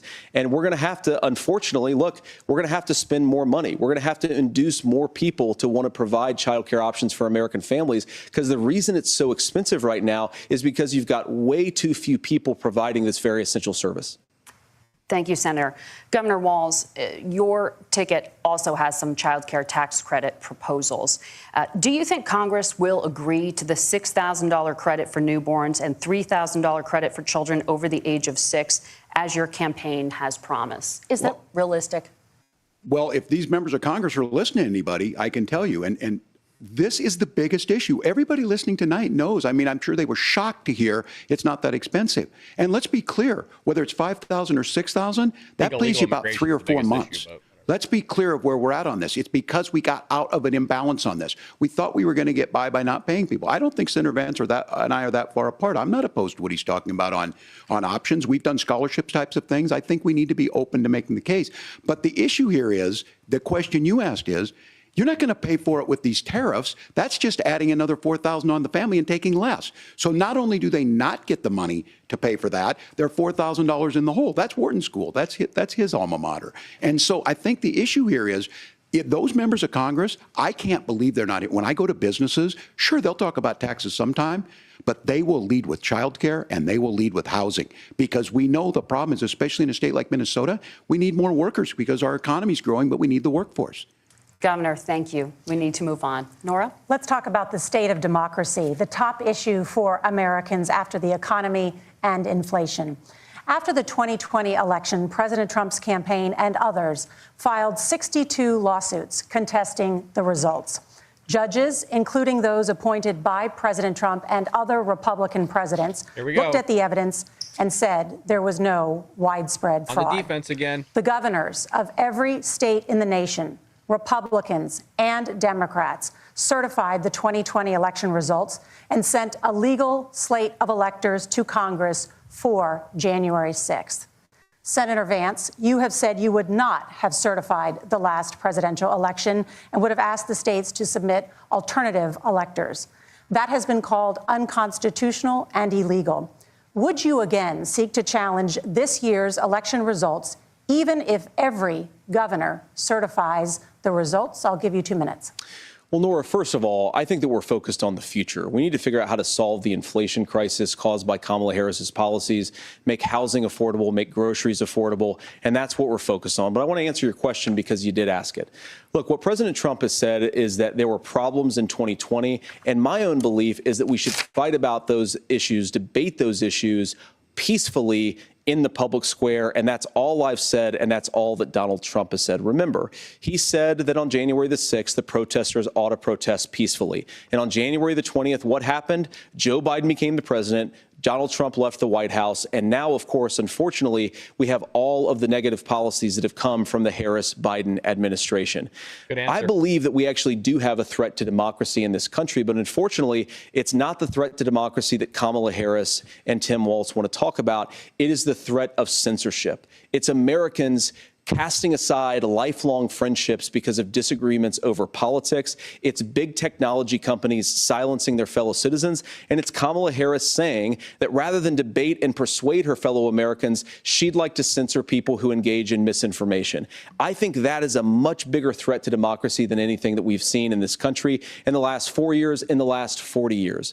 Now, I'm really proud, especially given that I was raised by two lifelong blue-collar Democrats, to have the endorsement of Bobby Kennedy Jr. and Tulsi Gabbard, lifelong leaders in the Democratic coalition. And of course, they don't agree with me and Donald Trump on every issue. We don't have to agree on every issue, but we're united behind a basic American First Amendment principle that we ought to debate our differences. We ought to argue about them. We ought to try to persuade our fellow Americans. Kamala Harris is engaged in censorship at an industrial scale. She did it during COVID. She's done it over a number of other issues. And that, to me, is a much bigger threat to democracy than what Donald Trump said when he said that protesters should peacefully protest on January the 6th. Governor? Nice job, JD. That's a nice job. I've enjoyed tonight's debate, and I think there was a lot of commonality here. And I'm sympathetic to misspeaking on things, and I think I might have with the senator. Me too, man. There's one though that this one is troubling to me, and I say that because I think we need to tell the story. Donald Trump refused to acknowledge this. And the fact is that I don't think we can be the frog in the pot and let the boiling water go up. He was very clear. I mean, he lost this election, and he said he did. 140 police officers were beaten at the Capitol that day, some with the American flag. Several later died. And it wasn't just in there. In Minnesota, a group gathered on the state Capitol grounds in St. Paul and said, we're marching to the governor's residence, and there may be casualties. The only person there was my son and his dog, who was rushed out crying by state police. Minneapolis, Minnesota, burned to the ground. And Mike Pence standing there as they were chanting, hang Mike Pence. Mike Pence made the right decision. So, Senator, it was adjudicated over and over and over. No, I worked with kids long enough to know, and I said as a football coach, sometimes you really want to win, but the democracy is bigger than winning an election. You shake hands, and then you try and do everything you can to help the other side win. That's what was at stake here. Now, the thing I'm most concerned about is the idea that imprisoning your political opponents, already laying the groundwork for people not accepting this. And a president's words matter. A president's words matter. People hear that. So I think this issue of settling our differences at the ballot box, shaking hands when we lose, being honest about it, but to deny what happened on January 6th, the first time in American history that a president or anyone tried to overturn a fair election and the peaceful transfer of power. And here we are 4 years later in the same boat. I will tell you this, that when this is over, we need to shake hands, this election, and the winner needs to be the winner. This has got to stop. It's tearing our country apart. Margaret? Senator Vance, did you want to respond to that? Yeah, well, look, Tim, first of all, it's really rich for Democratic leaders to say that Donald Trump is a unique threat to democracy when he peacefully gave over power on January the 20th, as we have done for 250 years in this country. We are going to shake hands after this debate and after this election. And of course, I hope that we win, and I think we're going to win. But if Tim Walz is the next vice president, he'll have my prayers, he'll have my best wishes, and he'll have my help whenever he wants it. But we have to remember that for years in this country, Democrats protested the results of elections. Hillary Clinton in 2016 said that Donald Trump had the election stolen by Vladimir Putin because the Russians bought like $500,000 worth of Facebook ads. This has been going on for a long time. There you go. And if we want to say that we need to respect the results of the election, I'm on board. But if we want to say, as Tim Walz is saying, that this is just a problem that Republicans have had, I don't buy that.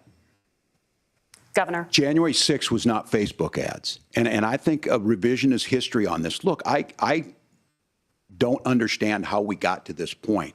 But the issue was that happened. Donald Trump can do it. And all of us say there's no place for this. It has massive repercussions.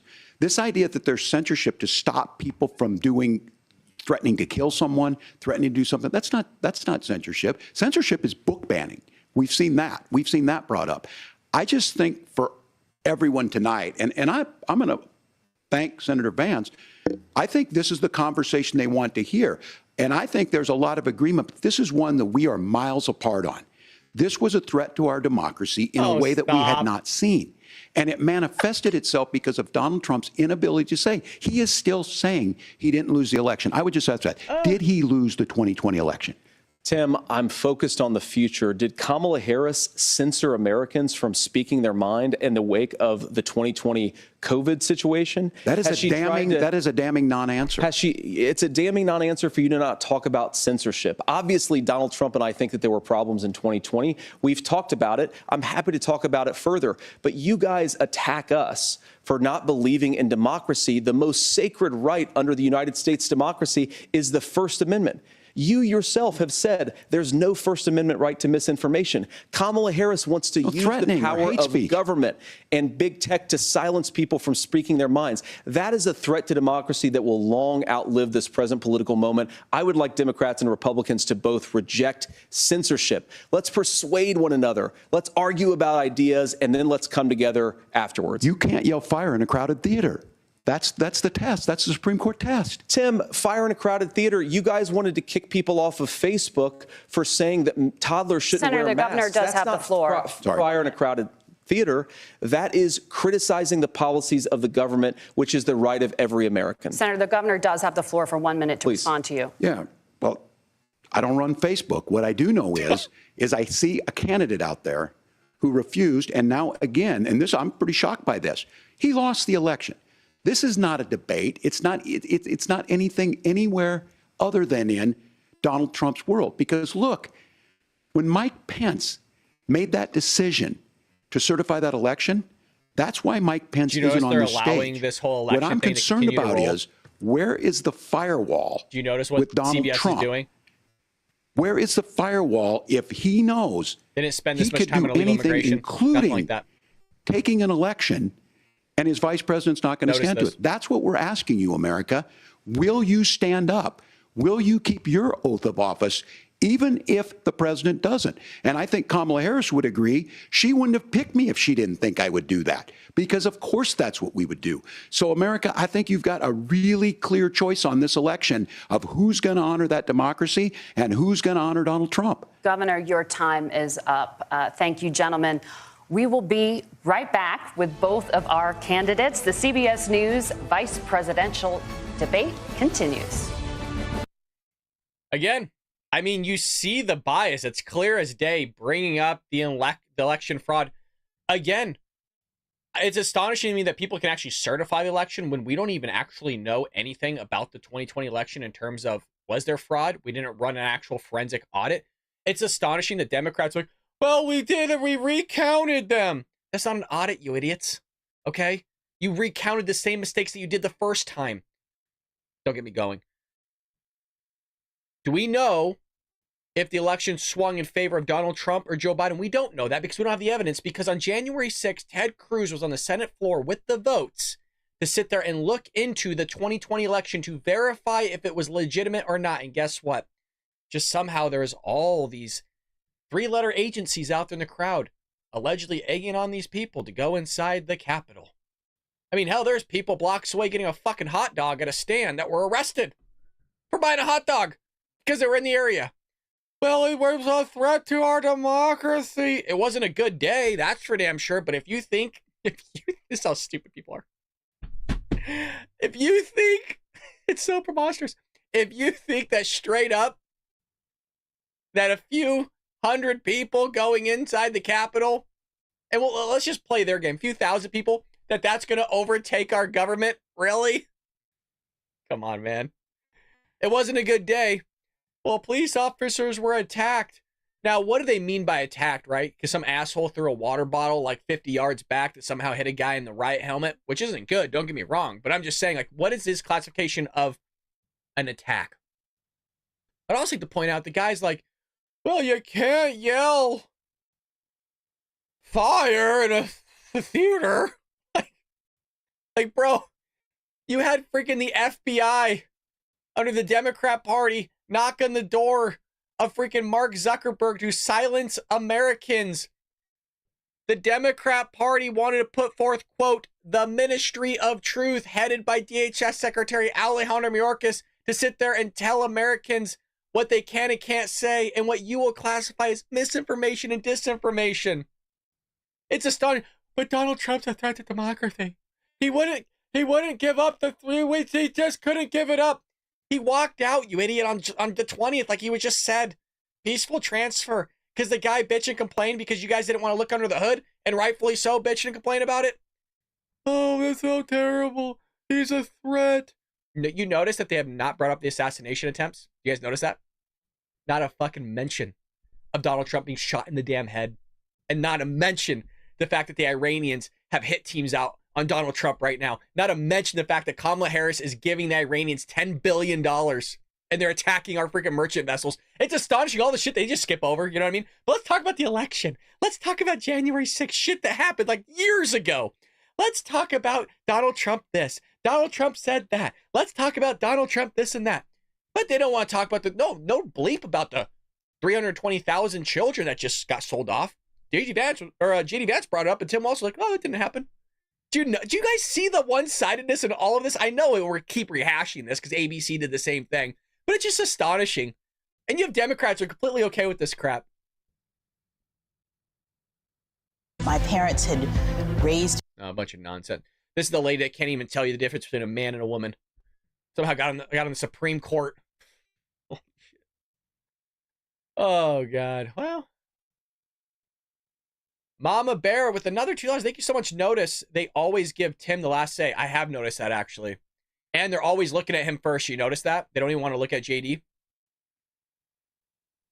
It's really astonishing how all this bias stuff seeps in. And Democrats are completely blind to it. I'm sure some of them see it. They murdered 4 American patriots and it was government plans. Yeah. And we still don't have any answers about that. But, don't worry. They gave us the 6 minutes of the 40,000 hours, the same 6 minutes. And then remember, do you guys remember this? That they had timestamps on the 40,000 hours and they blamed it on their staffers, the Democrat Party. Welcome back to the CBS News vice presidential debate. It is now time for the closing statement. Senator Vance won the virtual coin toss and elected to go last. So, Governor Walz, you are first. You have 2 minutes. Well, thank you, Senator Vance. Thank you to CBS News. And most importantly, thank you to all of you. If you're still up and the folks who miss Dancing with Our Stars, I appreciate it. But look, the support of the democracy matters. It matters that you're here. And I'm as surprised as anybody of this coalition that Kamala Harris has built, from Bernie Sanders to Dick Cheney to Taylor Swift, and a whole bunch of folks in between there. And they don't all agree on everything, but they are truly optimistic people. They believe in a positive future of this country and one where our politics can be better than it is. And I have to tell you, that better than it is the sense of optimism that there can be an opportunity economy that works for everyone, not just to get by, but to get ahead. We have that. And the idea that freedom really means something. Not the freedom of government to be in your bedroom or exam room, but the freedom for you to make choices about yourself. Now, look, we all know who Donald Trump is. He's told us, and as Maya Angelou said, believe him when he told you that. His first inaugural address talked about American carnage, and then he spent 4 years trying to maybe do that. Senator Vance tonight made it clear he will stand with Donald Trump's agenda. He will continue to push down that road. Excuse me. Kamala Harris gives us a different option. Now, I'll have to tell you, I'm going to be careful about the quotes, but there's one that Senator Vance said that does resonate with me. He said, Donald Trump makes the people I care about afraid. A lot of America feels that way. We don't need to be afraid. Franklin Roosevelt was right. All we have to fear is fear itself. Kamala Harris is bringing us a new way forward. She's bringing us a politics of joy.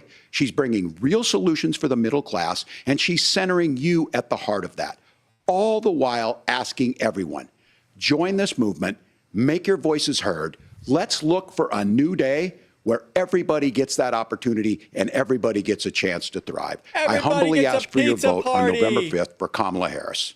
Governor Walz, thank you. Senator Vance, your closing statement. There we go, JD. Well, I want to thank Governor Walz, you folks at CBS, and of course the American people for tuning in this evening. And one of the issues we didn't talk about was energy. And I remember when I was being raised by my grandmother, when she didn't have enough money to turn on the heat some nights because Ohio gets pretty cold at night and because money was often very tight. And I believe, as a person who wants to be your next vice president, that we are a rich and prosperous enough country where every American, whether they're rich or poor, ought to be able to turn on their heat in the middle of a cold winter night. That's gotten more difficult thanks to Kamala Harris's energy policies. I believe that whether you're rich or poor, you ought to be able to afford a nice meal for your family. That's gotten harder because of Kamala Harris's policies. I believe that whether you're rich or poor, you ought to be able to afford to buy a house. You ought to be able to live in safe neighborhoods. You ought to not have your communities flooded with fentanyl. And that, too, has gotten harder with because of Kamala Harris's policies. Now, I've been in politics long enough to do what Kamala Harris does when she stands before the American people and says that on day one, she's going to work on all these challenges I just listed. She's been the vice president for 3.5 years. Day one was 1,400 days ago, and her policies have made these problems worse. Now, I believe that we have the most beautiful country in the world. I meet people on the campaign trail who can't afford food, but have the grace and generosity to ask me how I'm doing and to tell me they're praying for my family. What that has taught me is that we have the greatest country, the most beautiful country, the most incredible people anywhere in the world. But they're not going to be able to achieve their full dreams with the broken leadership that we have in Washington. They're not going to be able to live their American dream if we do the same thing that we've been doing for the last 3.5 years. We need change. We need a new direction. We need a president who has already done this once before and did it well. Please vote for Donald Trump. And whether you vote for me or vote for Tim Walz, I just want to say I'm so proud to be doing this, and I'm rooting for you. God bless you, and good night. Senator Vance, thank you. Damn. And thank you both for participating in the only vice presidential debate of this election cycle. I'm Margaret Brennan. And I'm Nora O'Donnell. And a reminder, there are just 35 days until Election Day. Please get out and vote. And for all of us here at CBS News, thank you and good night. So stay with us, folks. We're not going anywhere. I want to tune into actually the Daily Wire. They're doing their backstage. I want to see what they have to say here about all this. And let's tune in.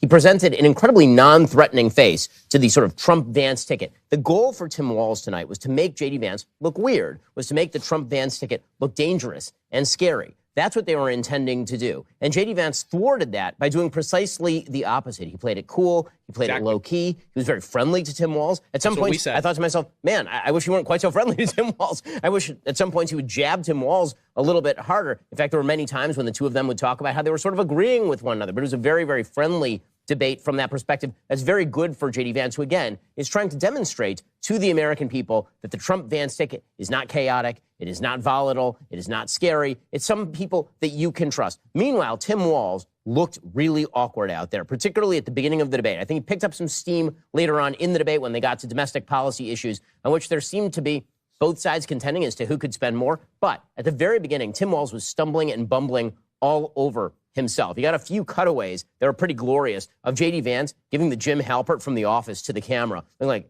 is this guy really saying what he seems to be saying?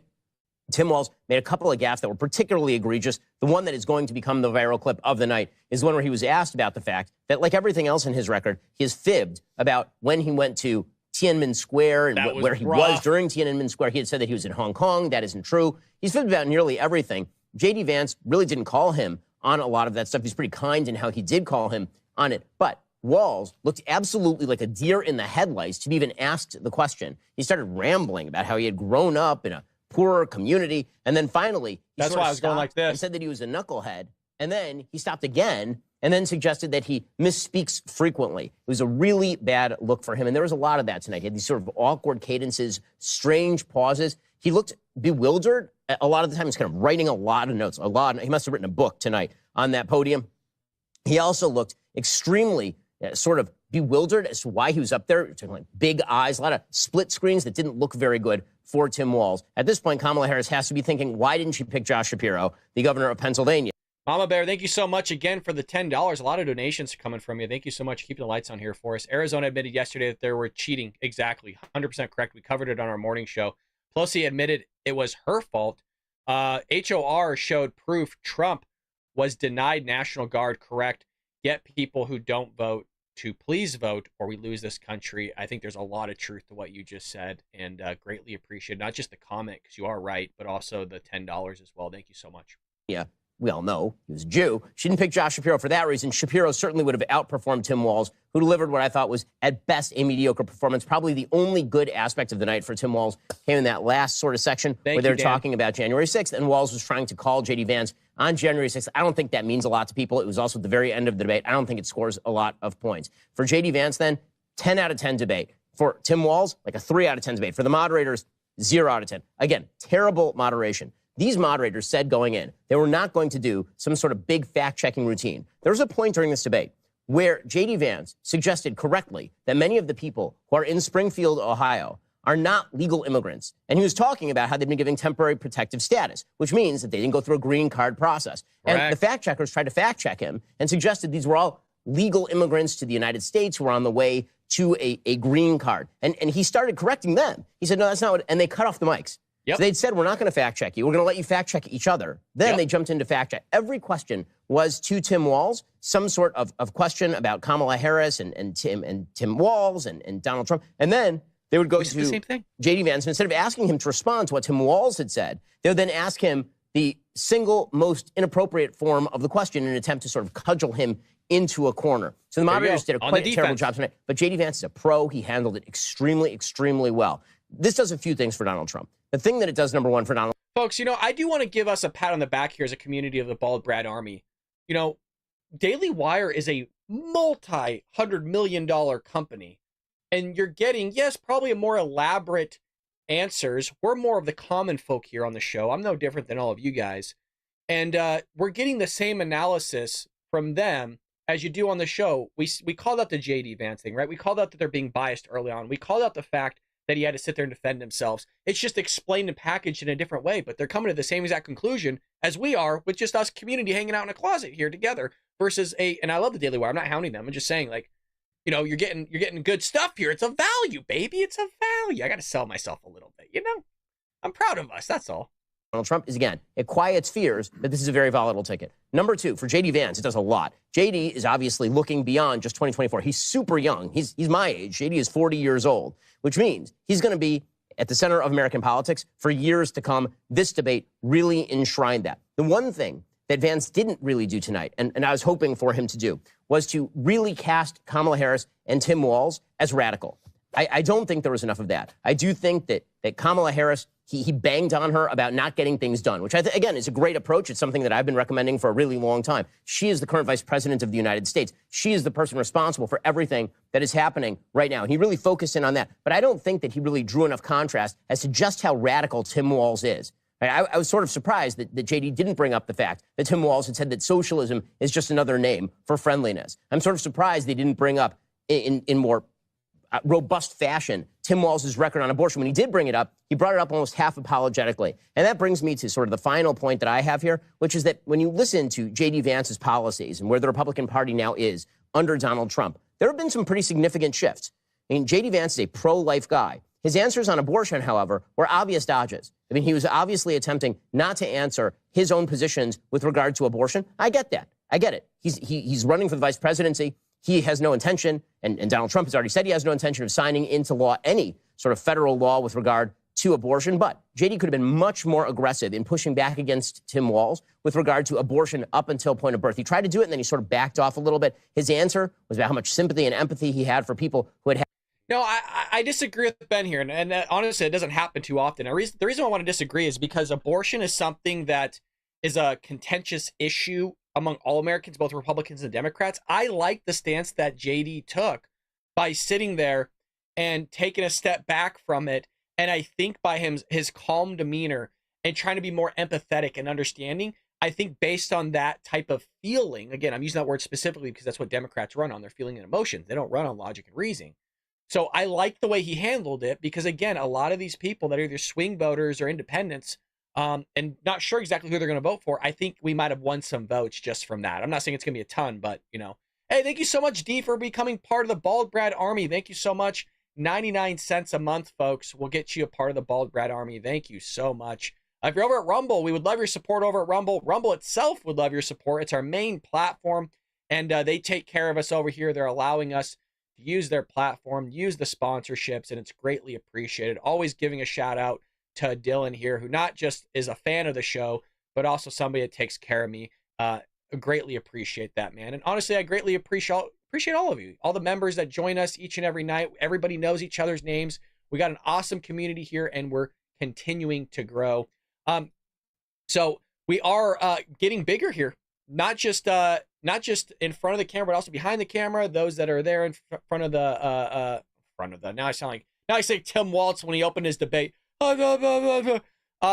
All of you that joined us tonight, couldn't be more than happy. I think we'll cut the stream here. We gave our take, we gave our analysis, and we'll give more of that analysis tomorrow during our normal scheduled programming. We go live every single morning weekdays at 6 a.m. Pacific Standard Time, folks, here on the Bald Brad channel. If you want to stay up to date on all the news and catch all the headlines, the important ones, before you jump into your other morning podcast or evening or afternoon, make sure you check us out tomorrow, 6 a.m. Pacific Standard Time, for a live broadcast here on the Bald Brad channel. With that being said, folks, join our community, become a member, hit that like button, subscribe to our channel over at Rumble, X, or heck, even over at YouTube, but preferably over at Rumble. And Patriots, I will see you later here on the Bald Brad Show. Take care, everybody.